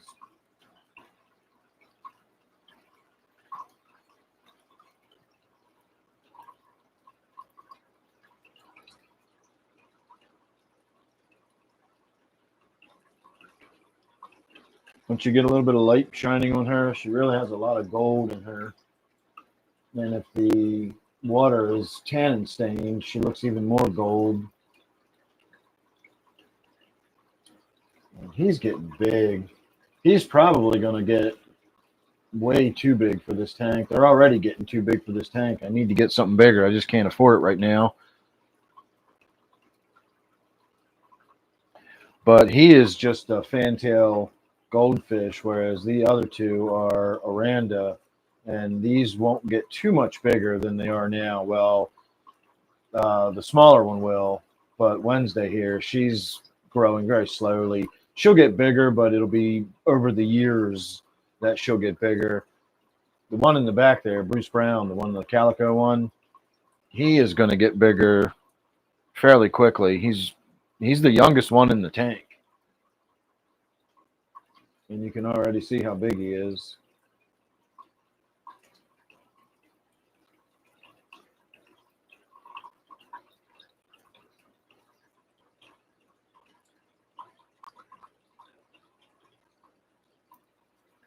I swear her tail looks like smoke flowing out behind her.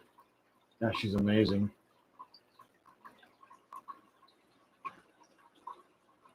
And I know that is a she because she was a gift from someone, and she was sexed before I received her, so I know she's a female. The other two, I have no idea. I just go by what I named them. The smaller one that's right in front there with the bright red head is Melissa Fish, and then Bruce Brown is the other one, and then the black one, the really fancy one, is Wednesday. And I did not name Wednesday, but the woman who gave me the fish, apparently that TV series was on Netflix or Amazon or whatever it was, the Addams Family thing, Wednesday, and she was really into it. So the black fish with all the black flowy, fins and everything, she named Wednesday.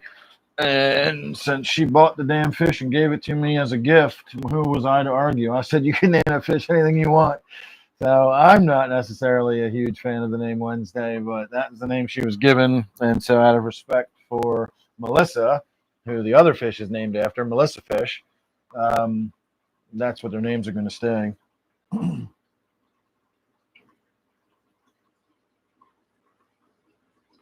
Well, the one I was just talking about, the black one, was pretty big when I got it. Not much smaller than that.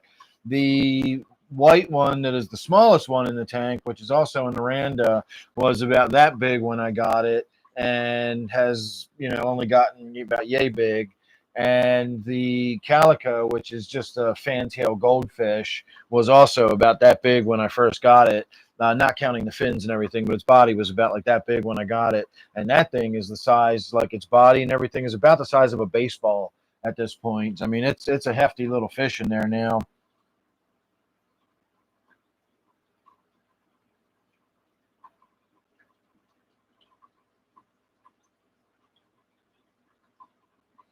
Well, these are in a 40, and I'm probably going to need to get them up into something bigger than that. Hey, here's the size, but I definitely want to get them into something like a 75 or something like that. Um, I used to have Wednesday, the first one I got, I used to have her in my pond here, but with her dark coloration, just when you looked down on her, you just couldn't even see her in the pond. And it was just such a waste of a beautiful fish. And so I put her in my 40 there.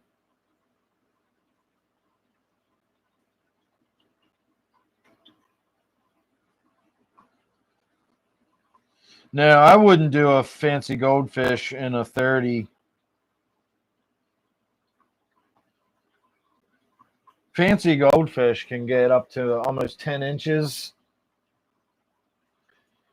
And not only, remember, a 10-inch fish that's long and thin is a hell of a lot different than a 10-inch fish that's as big around as a fucking cantaloupe, which is what you ever seen a big full-grown fancy goldfish with that big round belly on it? It's the size of a softball. That's a lot of bioload. That's way too much fish to have in a 30-gallon tank. Now, it takes years for them to get that big, but also that one in that tank, the calico one, the biggest one that's in there, 3 years old now, I'm gonna say. I haven't had them that long, but they're not old either. Just within a few years they went from being yay big and going in a 40-gallon tank to it's really time I get them out of that 40-gallon tank. I just can't afford to right now, but it's they're there. They need to move. So I definitely would not try to do a 30 unless you're gonna definitely be able to upgrade at some point in the future. I never realized how big they'd actually get when I got them. I don't know if they mean just the body when they say 10 inches. If they're counting the tail, I mean, he's probably over 10 inches now if you count the tail. I've had angelfish that if you counted their fins along with them, I've had angelfish that were 13 or 14 inches long. Nobody thinks angelfish are 13 inches long. You think of an angelfish as 5 to 6 inches long. So again, I'm assuming it's measuring from the mouth to the caudal peduncle, the meaty part right at the tail before the fin starts. And if you go from that measurement, that's pretty much what I think when they're measuring a fish, what its size is. It's not the same as when you're out fishing and you catch a bass and it's got to be 12 inches. That is from the lip to the end of the tail, 12 inches overall length. Um, Again, with angelfish, there's such a variation in tail length and all that kind of stuff. How can you possibly say angelfish are 5 to 6 inches when you can get them with fins the way they are? So I'm assuming with those fancy goldfish, when they say 10 inches, they're probably talking about the body. I can look that up too and find out. All right, what did I do here? Oh, thank you, Laura.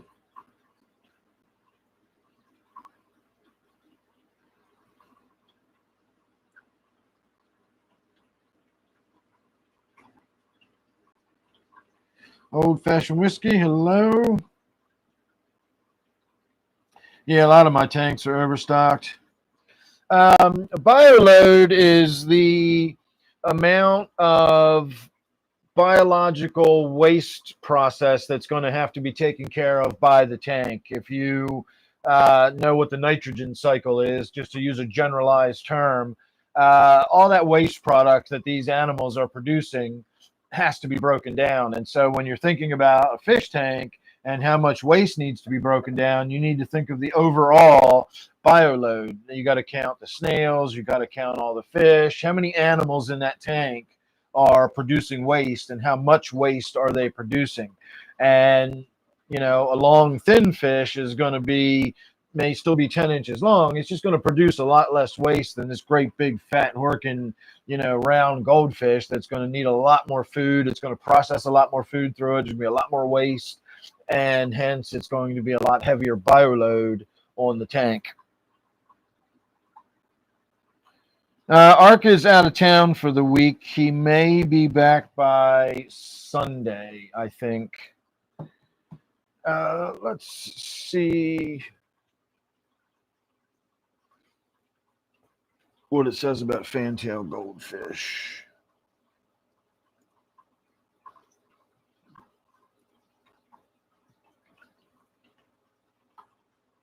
Six to 8 inches. Wow.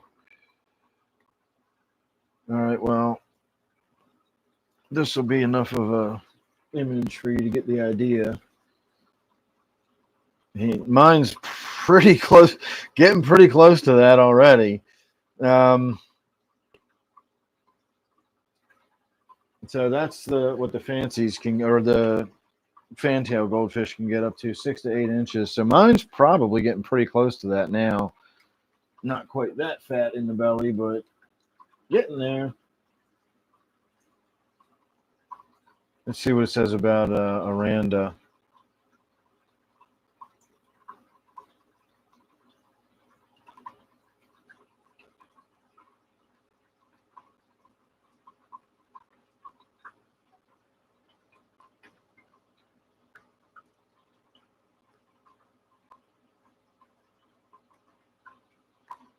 Let's see. An Aranda fantail goldfish typically reaches a length of 8 to 9 inches, though some sources indicate they can go up to 12 inches. How much of that length being their tail fin? With much of that length being their tail fin. The actual size can vary depending on factors such as tank size, nutrition, blah, blah, blah. So they're saying up to 12 inches, but much of that length being in their tails. So that's clearly saying it's overall. But that's also AI, so I don't necessarily trust where it scraped the information from.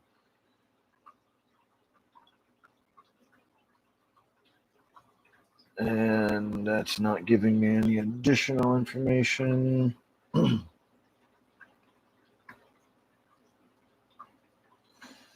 The spruce pet says adult size is 7 inches, life expectancy 10 to 15 years.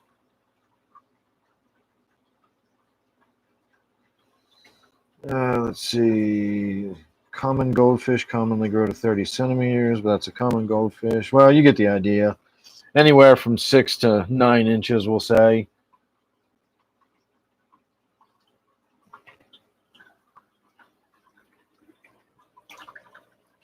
All right, calm down, you goldfish. We weren't talking about you. We were talking about the other goldfish.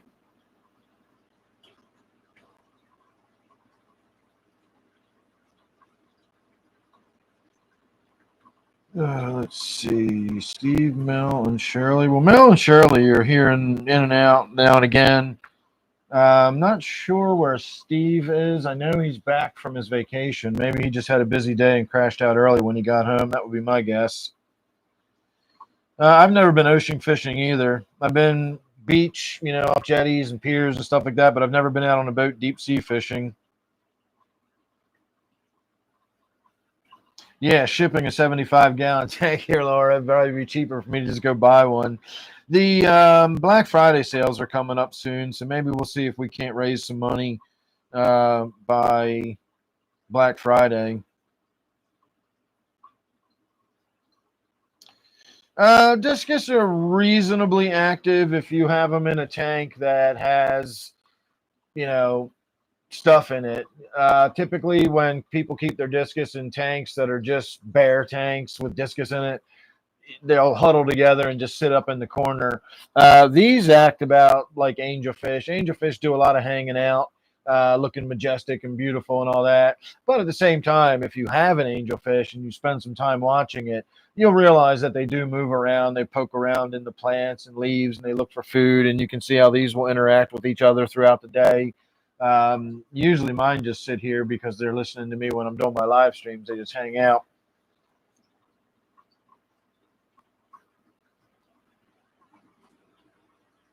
Yeah, driving it here probably would be cheaper. Marketplace. I'm not even sure what Marketplace is. Is that Facebook?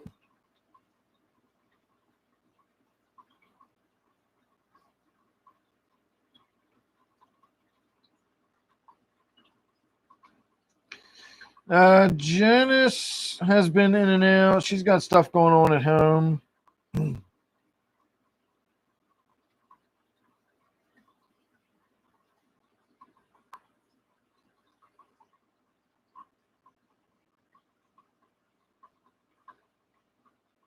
Oh, look at them moving all over the place in there without me even doing anything to.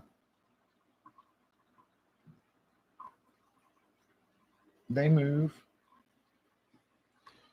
All right, I do still have. I brought this bowl in earlier this evening. I haven't even touched it. I'm trying to finish it off tonight. It's a bowl that I mixed hash oil with the weed, and it's nothing spectacular to look at. It's all half burnt up, but it's got more hash oil in it than weed. So we're gonna try to finish this up. I'm gonna get out of here at 10, so we got about 10 minutes left.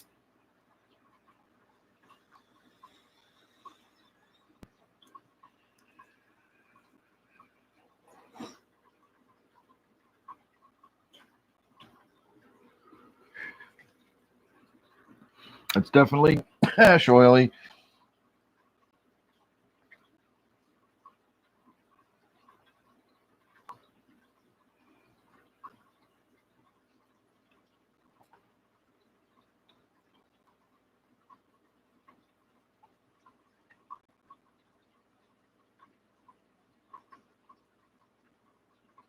Yeah, by all means, go get your vape, drug up.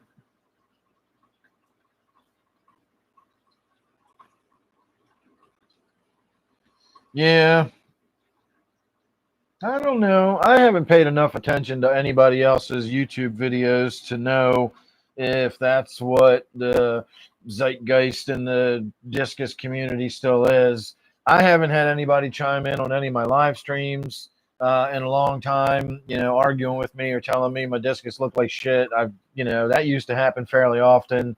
I think the word's gotten around that you're wasting your fucking time coming here if you think you're going to come and bash my discus and it's going to have some kind of impact. I think discus keepers hate my discus and hate my channel, my aquariums, because I prove everybody wrong all the time.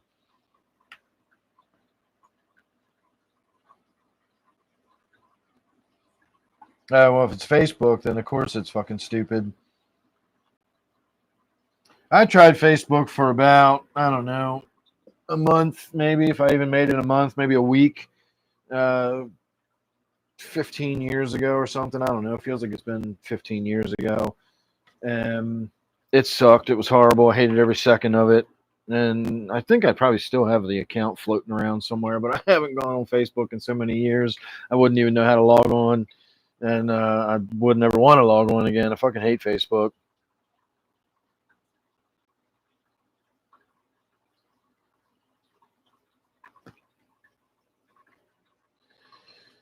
Let's see. Shamu speaking the death sentence. What did he say now? Facebook's where the drama is. Well, I don't mind weird, as some of you know, some more than others. Um, to quote Zaphod Beeblebrox, I have weirder shit than that in my breakfast cereal. So I don't mind weird. It's just you don't have to be an asshole. Being an asshole is not the same as being weird.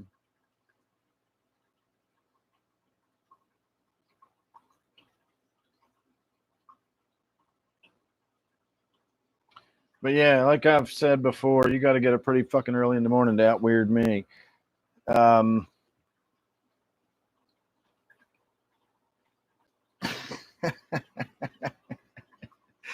Zini knows how weird I am. Well, he's got an idea at least. He knows. He knows that I'm definitely weird, and I still have to. Don't. I still censor myself when I'm talking to Zini because I don't want to freak him out too badly. Um, my wife's so fucking normal; it drives me crazy.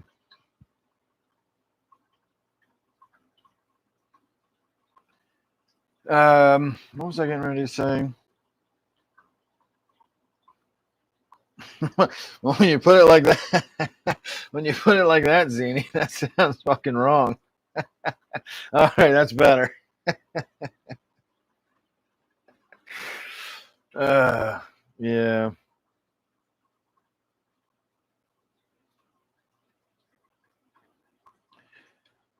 Yeah. Anyway, with the discus, I used to get people. Yeah, I like the silver dollars too. They're pretty awesome. You can see them hanging out behind me over there. Um, I used to get a lot of people, and remember when I first got the discus, I was still shooting videos on a regular basis and posting videos every day. And I shot a lot of videos about the discus because when I first got them, it's been so long now, it just feels mundane. But when I first got them, I was really nervous about it. And I didn't know if I was going to be able to keep them because so many people made them sound like they were made out of, crystal snowflakes. And if you look at them too hard, they'll die. Um, and I was reassured by the guy who gave me the original batch of them that no, dude, just do your thing, keep them the way you keep fish, they'll be fine. And I was like, all right, if you're gonna spend the money and give them to me, and you fully understand, I'm just gonna treat them like fish. And he's like, yep, that's fine, dude. That's what I want you to do. Um, that's what I've done, and I've not had any issues with them. And I used to have people telling me they were ugly and that they were, the eyes were too big and they were stunted. And, every time somebody says that to me, I'm basically just like, piss off, whatever. I can see what my fish look like. They look beautiful. I don't, just shut up. And so eventually they've stopped giving me shit. Silver dollars, I'm going to say probably 5 to 7 years. Um,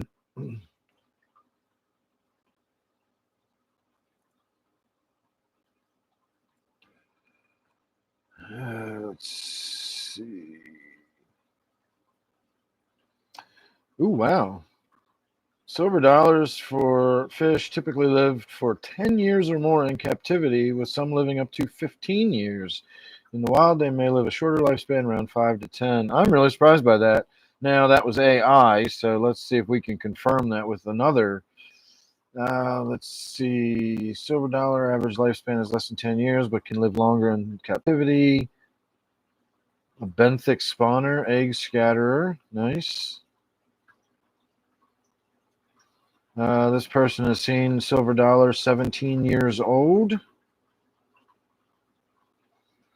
Silver dollars typically live for 10 to 12 years, with some reaching 15.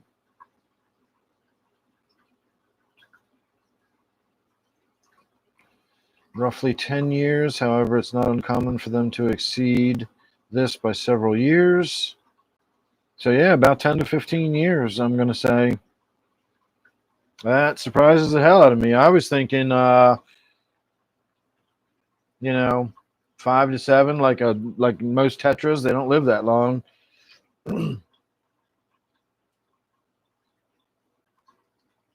Yeah, I know. I used to just skip over the AI and just go right to looking for regular answers, but now the AI is accurate often enough if it's something that's not that important and it lines up with what I kind of figured anyway. If the AI had said 5 to 7 years, I would have just said, see, that's what I thought. But when it said 10 to 15, that was a surprise for me. And if it's a surprise for me, let me double check that because I kind of thought it was something different than that. So in some cases, the AI does make it easier and you do get a nice little overview. But in some cases, you got to double check because that doesn't sound right. And in a lot of cases, it's not. I did read the other day that we've now had our first official poisoning by AI. Someone asked, I don't know what they asked, but apparently the instructions they were given by AI poisoned them, and they followed the instructions and were poisoned. So it was the first official AI poisoning. Morning, Driftwood. How are you? Oh, that's totally confirmation bias when if the AI showed me what I expected to see. But that's not exactly confirmation bias. Exactly. Our AI overlord decided it was time for him to go.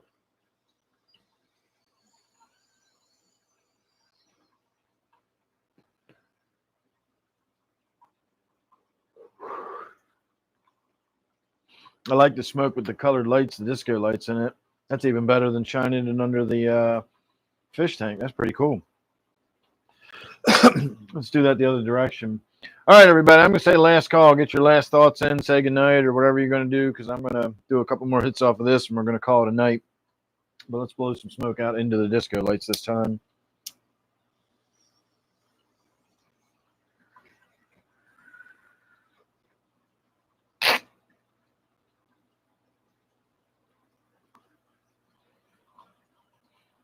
Yeah, there we go. That's what we're talking about. That's a party now. Yeah, the silver dollars are startled very easily. Even for as long as I've had them, they still dart and scatter when I walk past. If I accidentally bump the tank or something like that, it freaks them the fuck out. I see scales falling to the bottom of the tank all the time because I got all that woodwork and rocks and everything in there, and they bang into shit swimming around trying to get away. So they're definitely skittish fish. The Java Fern got destroyed in my 125. I used to have Java Fern in there. Can I recite Modern Major General before I leave? I don't even know what that is. Oh, yeah, they definitely destroyed the Java. No, I actually got that mushroom lamp at Walmart.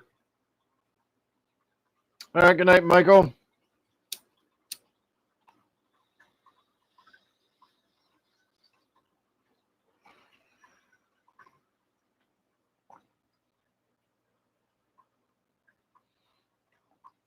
Walmart has a section where they have like novelty lights and party lights, and I got my rainbow light there. It's not working now properly. Um,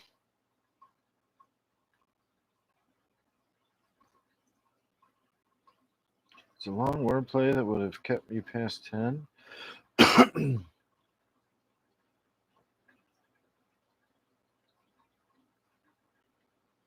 I'm not sure I'm following you on that one either.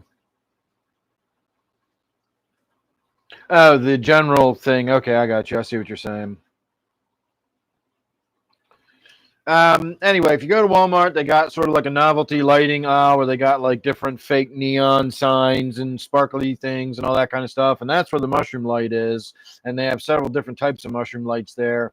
Where I got the disco ball is in their actual light section where you go to buy fluorescent tubes for your kitchen lights or your overhead lighting or whatever. That's where I found the disco ball. They do have some of those LED color changing, color shifting bulbs and stuff like that. And in that group, they had this disco ball. But I was up there today and I looked again, and they have the same disco ball, but it's on a stand and it's rechargeable. So I could actually have this much disco ball, but from the bottom up, and I could move it around with me. So no matter where I was, I could take the disco ball party with me, because this is a regular light that screws into a socket in the ceiling.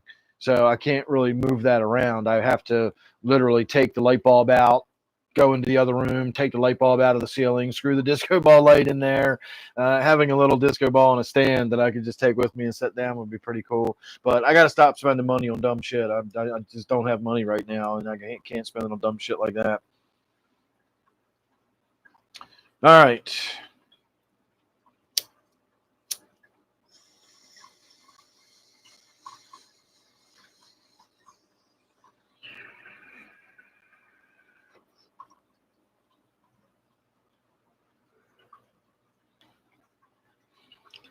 That was the last hit, so we're going to call it good night.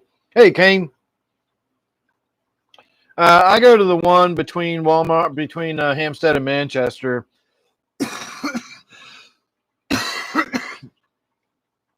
But I am closing out and saying good night. Let me stick this stuff in the other room so everybody can have their last words. And that'll give me less cleaning up to do when I actually shut it all down. So my little rainbow light is not working properly. So I got to get a new one. That's why I was up there today looking in the rainbow or looking in the lighting aisle or whatever. But it was like $9.98 or something like that. It was $10 cheap ass plastic light that I got from Walmart. So it lasted a little while, but it is not. It's glowing real dim, like the battery's low. And I've checked batteries. I put new batteries in it. It's just not. It turns on. It's real bright, and then it goes dim. So something's not working right in it. I got to get a new one. Oh, you used to work there? No shit.